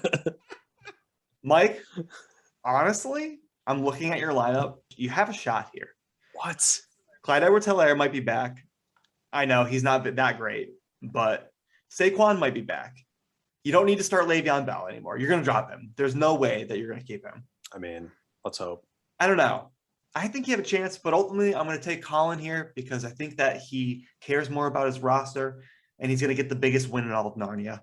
Yeah, I had actually the same exact note, Corby. This is the battle of the buddies. No analytics involved here because we're just pals here. Mike, yeah, likely to get Saquon back. And to me, this really comes down to one thing, and it's two questions. I'll start with you, Corby.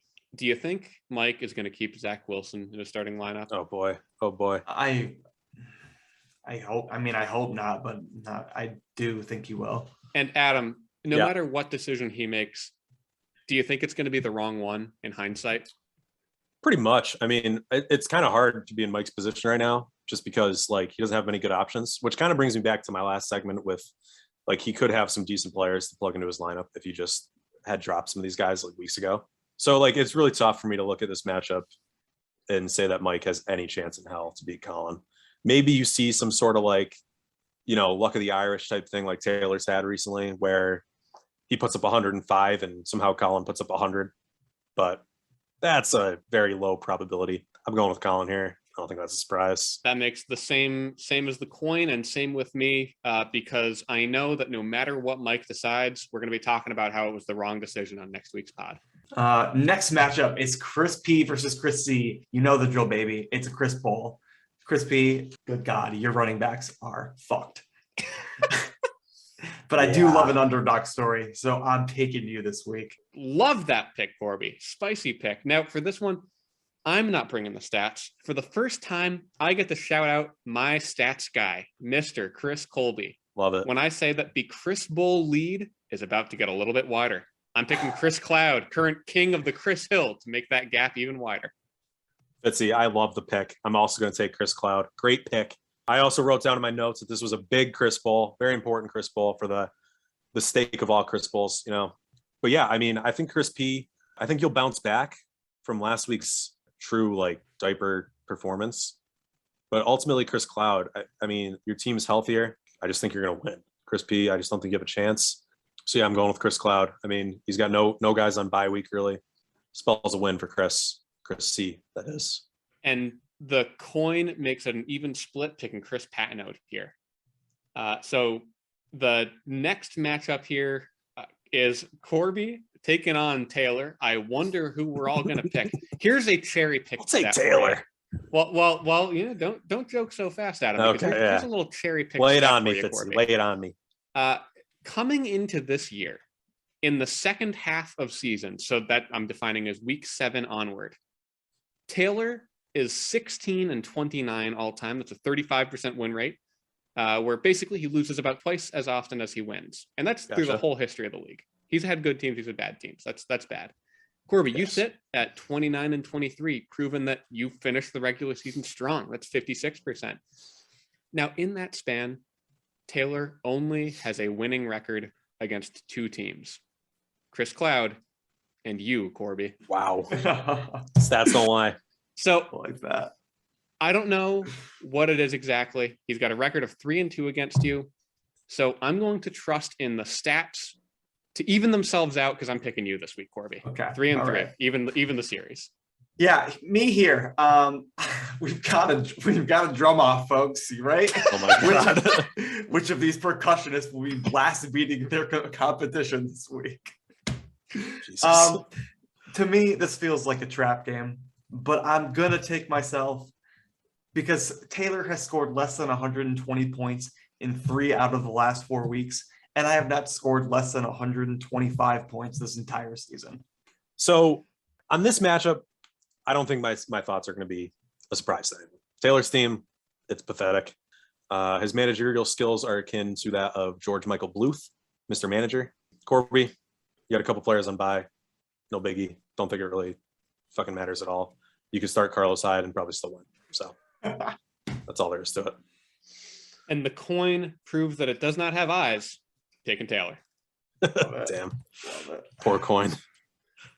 Next matchup here is Chris Colby taking on myself. And I ran the numbers here, and the analytics are quite clear. The analytics say that I cannot have Damian Harris be my number 1 running back, at least not by this wide of a margin. So I like Chris here to extend my losing streak to 3 as I free fall. As Chris Pano put it in our league chat earlier this year, like Grandpa Joe after he drank all the fizzy lifting drink, I'm crashing back down to earth. Yeah, feeling Chris Colby here. I'm feeling a little dangerous. I mean, my guy Danger, he's got a good team. The conundrum with this matchup, it's funny. The Kyler Murray, DeAndre Hopkins conundrum, where Chris Colby has Kyler Murray and Fitzy. You have DeAndre Hopkins. Both those guys have missed the past 2 weeks each. Obviously, their production is kind of like tied to each other. Whereas if DeAndre Hopkins plays and Kyler Murray doesn't, not only does Chris Colby not have Murray, but you're gonna have probably Colt McCoy throwing to DeAndre Hopkins. And then like if DeAndre Hopkins doesn't play, I feel like it's not as big of a deal for Kyler Murray because there's still good pass catchers and like he can still get it done with his legs and stuff. I mean, he hasn't been running as much this year, but I think this matchup really comes down to like whether those 2 guys play or if just one of the 2 plays. But ultimately, I just think Chris Colby, it's looking better for him this week. Chris, man, you got a good team. All right, so Adam, the coin is going to make that 3 for 3 for the pod. Corby, what do you got? To me, matchup of the week here, folks. It's the battle of those who are one with nature. Which of these fierce outdoorsmen will leave their competition naked and afraid? Will it be Fitzy and Michael Fire Pittman? Or will it be Chris and Rondale S'mores? Both of these teams have seasoned outdoor cooks in Dalvin and Brandon. Which one of them will be cooking up a W? I'm going to take Fitzy here. I think he's going to snap a 2-game losing streak. And I think Chris Colby's luck, he's just got bad luck. And I just feel bad over this week. I love the pick there, Corby. Of course, how couldn't I? And another thing I love here, it's my good friend Adam. He's taking on Eric this week. And Adam, I'll be quick before I kick it over to you. My analytics here is simply the Yahoo projections. They say that your team at full strength is projected to beat Eric by 50. Yeah, and I believe it. And the coin is against me here, taking Eric. So, Adam, your fucking thoughts? Coin. Are you serious? You fucking coin. You took Eric? I'm going to go with myself here because, look, why wouldn't I pick myself? But also, like, if you actually dive deep into the matchup, Eric's got some key players on bye. Darrell Henderson, he's been one of your best players. He's been great. Javonte Williams, one of my favorite running backs in the league right now. Love that guy. Eric, if you're interested in trading for him or trading him to me, let me know. I would love to acquire him. I know some people don't like, the split running backs. He's splitting time with Melvin Gordon. I don't care. I'll take him, dude. I'll take him. So you're losing him. Teddy Bridgewater, also on the Broncos. I only bring up Teddy Bridgewater because Ben Roethlisberger has COVID, and like there's a chance Eric only has one quarterback if Big Ben can't play, which would obviously make it even more likely that I beat him. I think my team is on the up and up right now, even though Eric's up at the top of the standings. I think I can take him down. Like I said, he's got some key bye weeks. My whole team's healthy and bye free. Probably gonna get Antonio Brown back this week. Sorry, Eric. Tough shit, dude. You're gonna We are lose. all in agreement here. I'm also taking Adam in the battle of the introverts. Okay. And with that, we round out the matchups. So let's hop into bets of the week. I know somebody here is very excited for bets of the week. I love to bet, baby. Before we make some bets, let's catch up on some bets. We had more catches. We had Mike Evans versus Chris Godwin, where Fitzy wins by taking Chris Godwin when he catches 7 catches versus Mike Evans 2 catches. And how great was it that even so, Mike Evans has more fantasy points than Chris Godwin last week? Very happy about this one. Sure. Next one was another volume bet, more total touches. Melvin Gordon or Javonte Williams.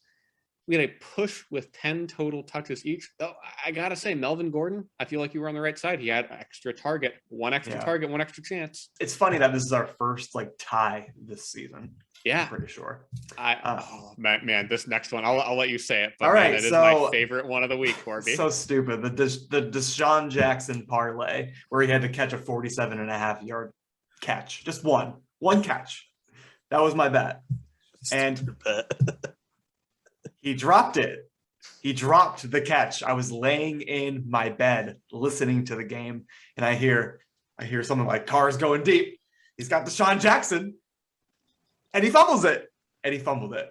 I just was laying in bed. I was laughing my ass off. I was like, this is so fucking funny. It was a 38-yard catch before he fumbled it. And he basically stopped like a deer in headlights. He turned around. He didn't know what to do when he saw the end zone in front of him. It was Corby. Oh my God. When I saw that happen, I got so excited for you. I wanted it to happen. Dude. And then he fumbles it. Oh, man. Fumbles it. From there, we had Big Ben over under 17 fantasy points. Big Ben had 0. Yep. You had a little bit of COVID, and we already touched on this one, but I'll say it again just to keep it in here for the week of bets. We took the opposite side of who we picked in the Tyler versus Chris Cloud matchup, and I won by taking Tyler, which I think Corby is going to take us into this week's bets. Yes. So I have 3. I have 1 for each of you, and then 1 for all 3 of us. Love it. All right, I like that. I've got 1 for each of you as well, and 1 for either of you. I have 1 for each of you as well, and I have 2 that are just up in the air. If they sound good to either of you, take them. Well, so Adam, we got a lot of bets here. This really is, of course, your segment above all else. Get ready to write these down. So why don't you start us off here with one that you've got for us? I'll start us off. Okay. Which one of you wants to be propositioned first? What do you guys think? I'll go first. Okay, Corby. So this might be a little bit of a sore subject for you because he just went down with an injury. And I know you love him, and I know you've got his handcuff, and I know I tried trading for both of them. Aaron Jones, I'm setting the over-under at 2.5 games missed. I'd love to take the over. They said he's going to be out for 1 to 2 weeks. I'm saying he's missing more than 2.5 games. What do you think? Is that including his bye too? No, just games. So he would miss. They have 2 games, and then they have the bye. So I'm saying he's missing 2 games, and then the first game after the bye too. So I'll take that.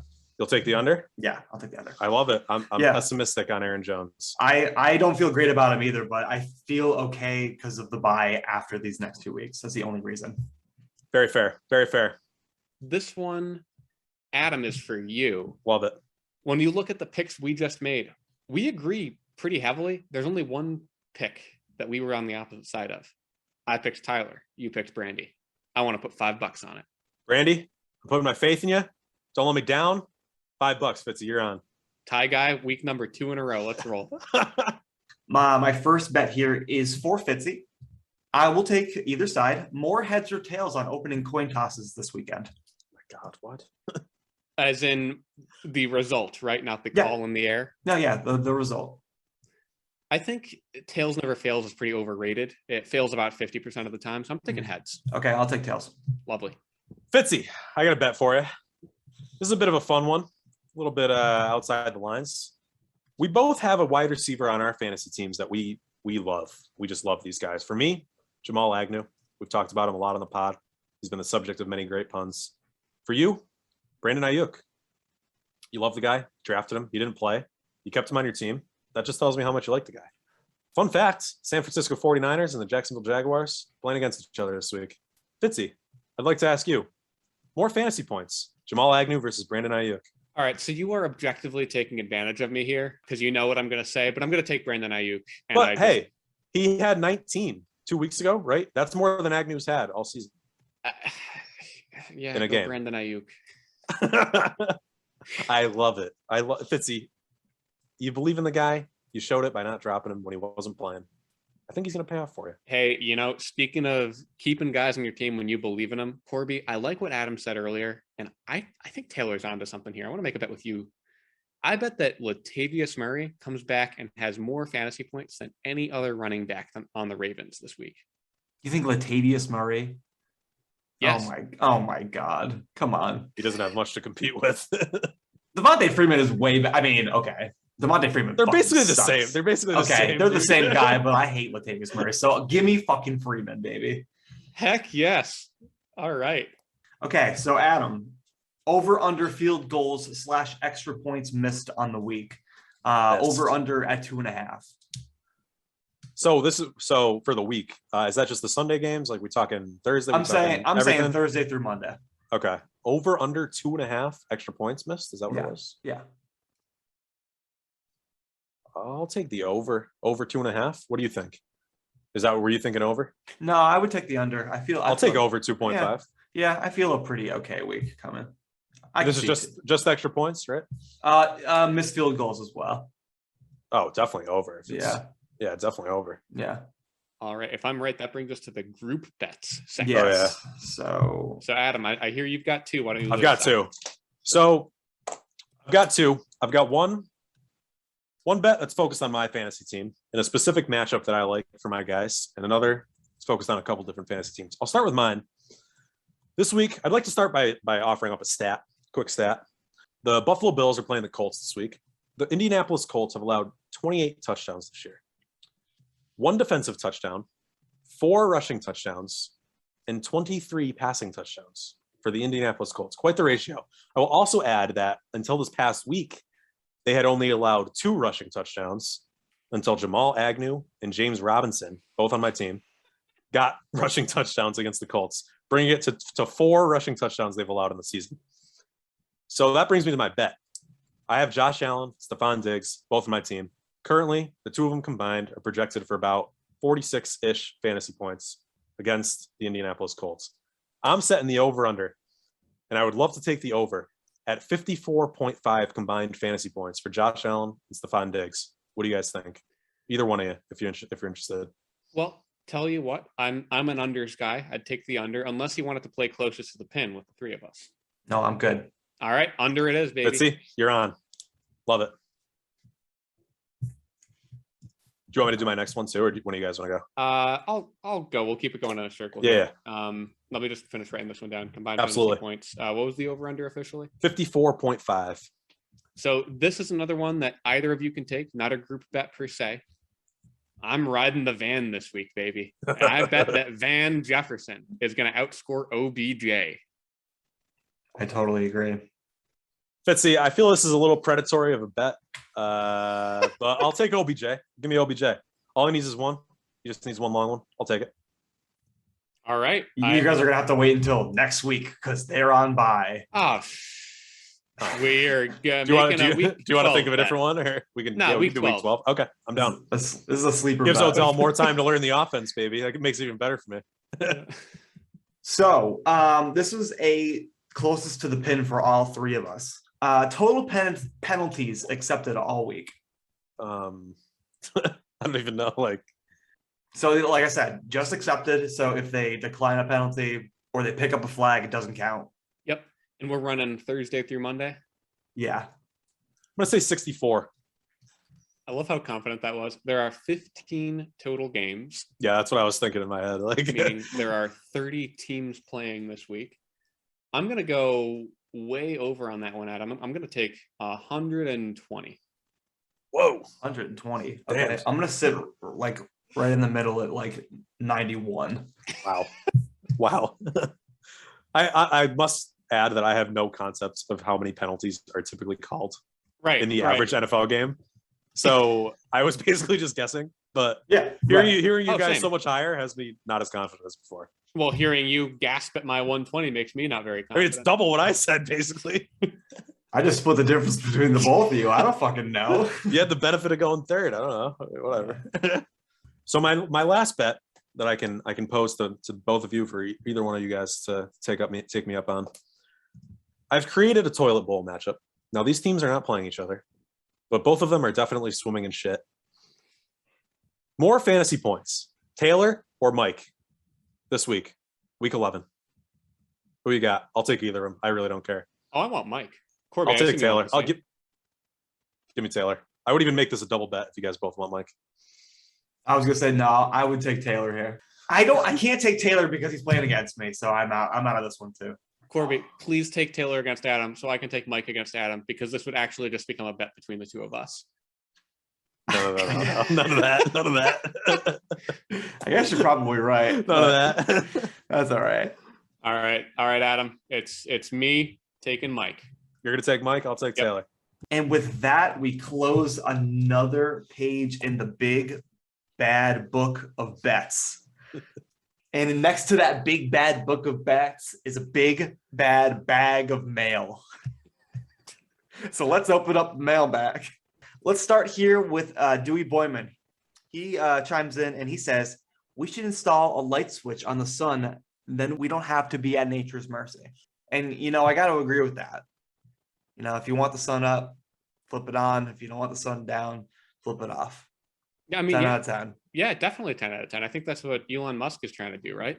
Next comment here was Chris Colby, who chimes in saying, I have the answers to the Derek Butler mystery. If this video hits 6 likes, I'll reveal. And unfortunately for us all, we only got to 5 likes last week. That makes Fitzy very sad. But can I jump in whenever you're ready? Well, because I think you know the answer. I'm gonna make a guess here because Derek Butler, if you are listening, I'd like to publicly apologize for making fun of your school project last week. And I will personally apologize if I ever make my way up to Dick's Sporting Goods in South Portland, Maine. Adam, do you have the same thought here? I was going to say, I recall when Chris Colby was a guest on the pod, he mentioned his friend from work might be interested in listening to the pod. When I saw a man named Derek Butler in the comments, I had no idea who he was.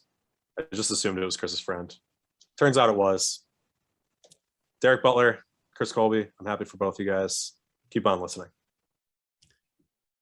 The next comment here is from Adam. And Adam, why don't you just read this one right off for us? I believe I said Christmas was mad dumb. Is that what I said? Correct. Yes, that's correct. Yeah, pretty self-explanatory. Christmas, I think it's mad dumb. Not my favorite holiday. It is what it is. 1 out of 10.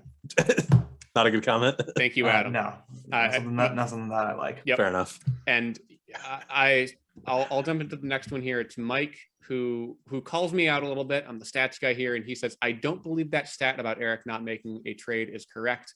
On the first Sunday of a season at Adam's house, I made a trade with him for Adrian Peterson and was hyped.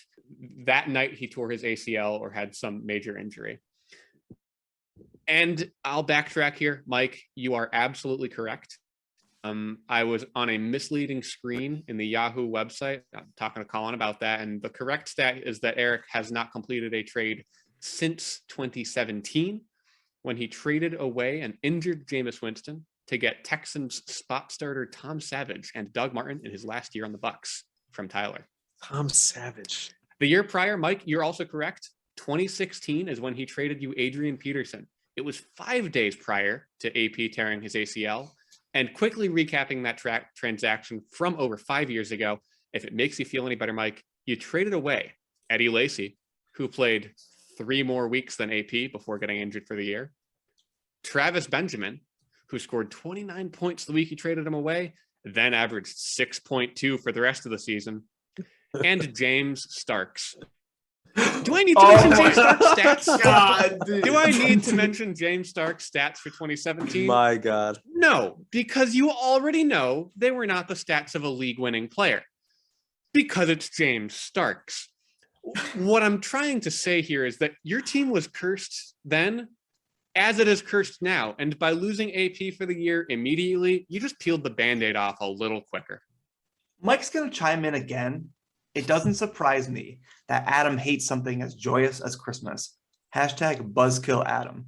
Adam, do you have anything to say for yourself? It doesn't surprise me that Mike would leave such a callous comment like this one. Mike, you know, if you got something to say, like, let's meet at the fucking flagpole, dude. I don't give a fuck. Fucking bitch. No, I'm just kidding. Mike, I love you, bro. You're a good friend of mine. Everyone has different opinions, you know, like not everyone likes the same things, and Christmas is just not my favorite holiday. So shared my opinion. Now I'm getting flamed for it. That's life, whatever. Christmas, worse than obeying the law. I'm just a victim here. I don't know what to say. Just a helpless victim. And rounding us off for the week, Dewey Boyman comes in with a second comment. He's asking us a question here. I love that he's keeping the mailbag, a true mailbag of questions. And he's asking, what do you guys think about changing the 2 QB to a super flex? Would it infringe upon the sanctity of the league? What about a kicker?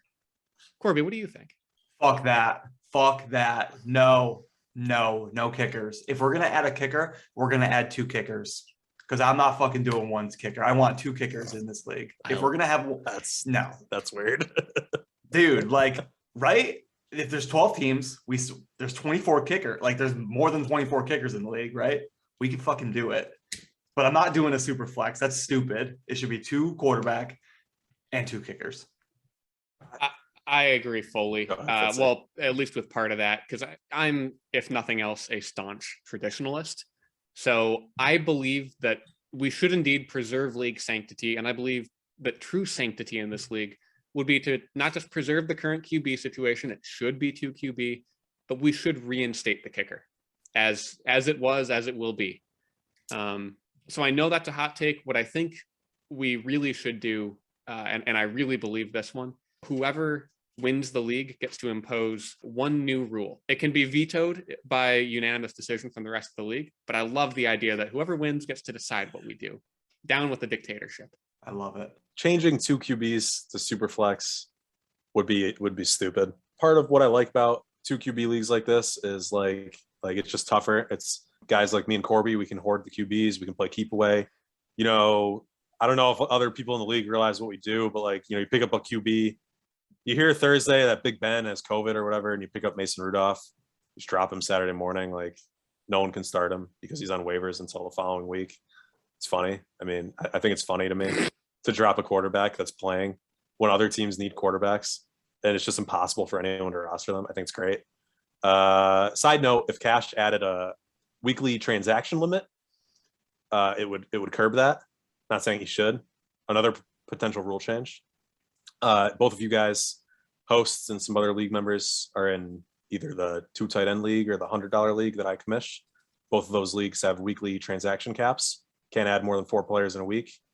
I probably wouldn't be playing keep away with quarterbacks if I could only add 4 guys a week, because I'm averaging like 5 adds a week. So I mean, I would have to cut back somewhere. So maybe that's an option. I think we should keep kicker or keep no kicker. I'm fine with. I've got kickers in some of my other leagues. Don't really get excited about kickers. I mean, they're kind of lame. Okay. And with that, before we head out the door and go to sleep or do whatever we're going to do, Adam, I want to thank you again for coming on the show and just gracing us with your presence. If there's anything you'd like to say, if you've got a plug, if you've got a shout out, please say what you need. First of all, I'd like to plug the Why Do Boys Make podcast. You're listening to it. It's fucking great. Listen to it every week. Great fantasy football insight. Great commentary, laughs, fun. Love it. Great pod. Thanks for having me on the pod, guys. I mean, like I said at the beginning, it's like going out on the field and meeting the players. I mean, this has been awesome. Dream come true. It's the type of shit you hear about in movies. Shout outs, just a few things I'd like to plug. I'd like to plug Gabe Kapler. manager of the San Francisco Giants. He got Manager of the Year today. Congrats to him on the award. Congrats to Buster Posey, catcher, San Francisco Giants. He just announced his retirement last week. My favorite baseball player. Shout out to Buster if you're listening, bro. I love you, man. Thanks for the 3 World Series titles. I'll see you in the Hall of Fame. I'd also like to shout out Justice Winslow for being ruled out of tonight's Clippers game because I had you in a bunch of my DFS lineups and you probably would have had like 0 points. So the fact that you got ruled out basically just saved me from that. So shout out to Justice Winslow. And I think that's it. That's all I got. I'd like to give one shout out to energy drinks in general. Yes. Without them, we'd all be asleep right now. One more shout out to energy drinks. All right, folks. As we close this chapter, we move on to the next. And in America, we celebrate Thanksgiving next week. So I'm not planning on having a podcast. I'm going to sit and eat a shitload of turkey and enjoy my long weekend. But we will be back. We will be making our picks and we will come up with some sort of abomination in 2 weeks. Bro, my Tuesday next week is going to be so dang productive. I've got a vacation day to burn and no podcast to record. I'm gonna Wow. like, oh my! I just thinking about the things I'll get done is getting me excited already. I'm happy for All you, right, Fitzy. folks. As always, thank you very much for watching, and don't forget to smash the like button promptly. It really helps. We really appreciate it. Ring the bell as well. As always, again, my name is Corby. I'm Fitzy. And I'm Adam. Gamers, game on.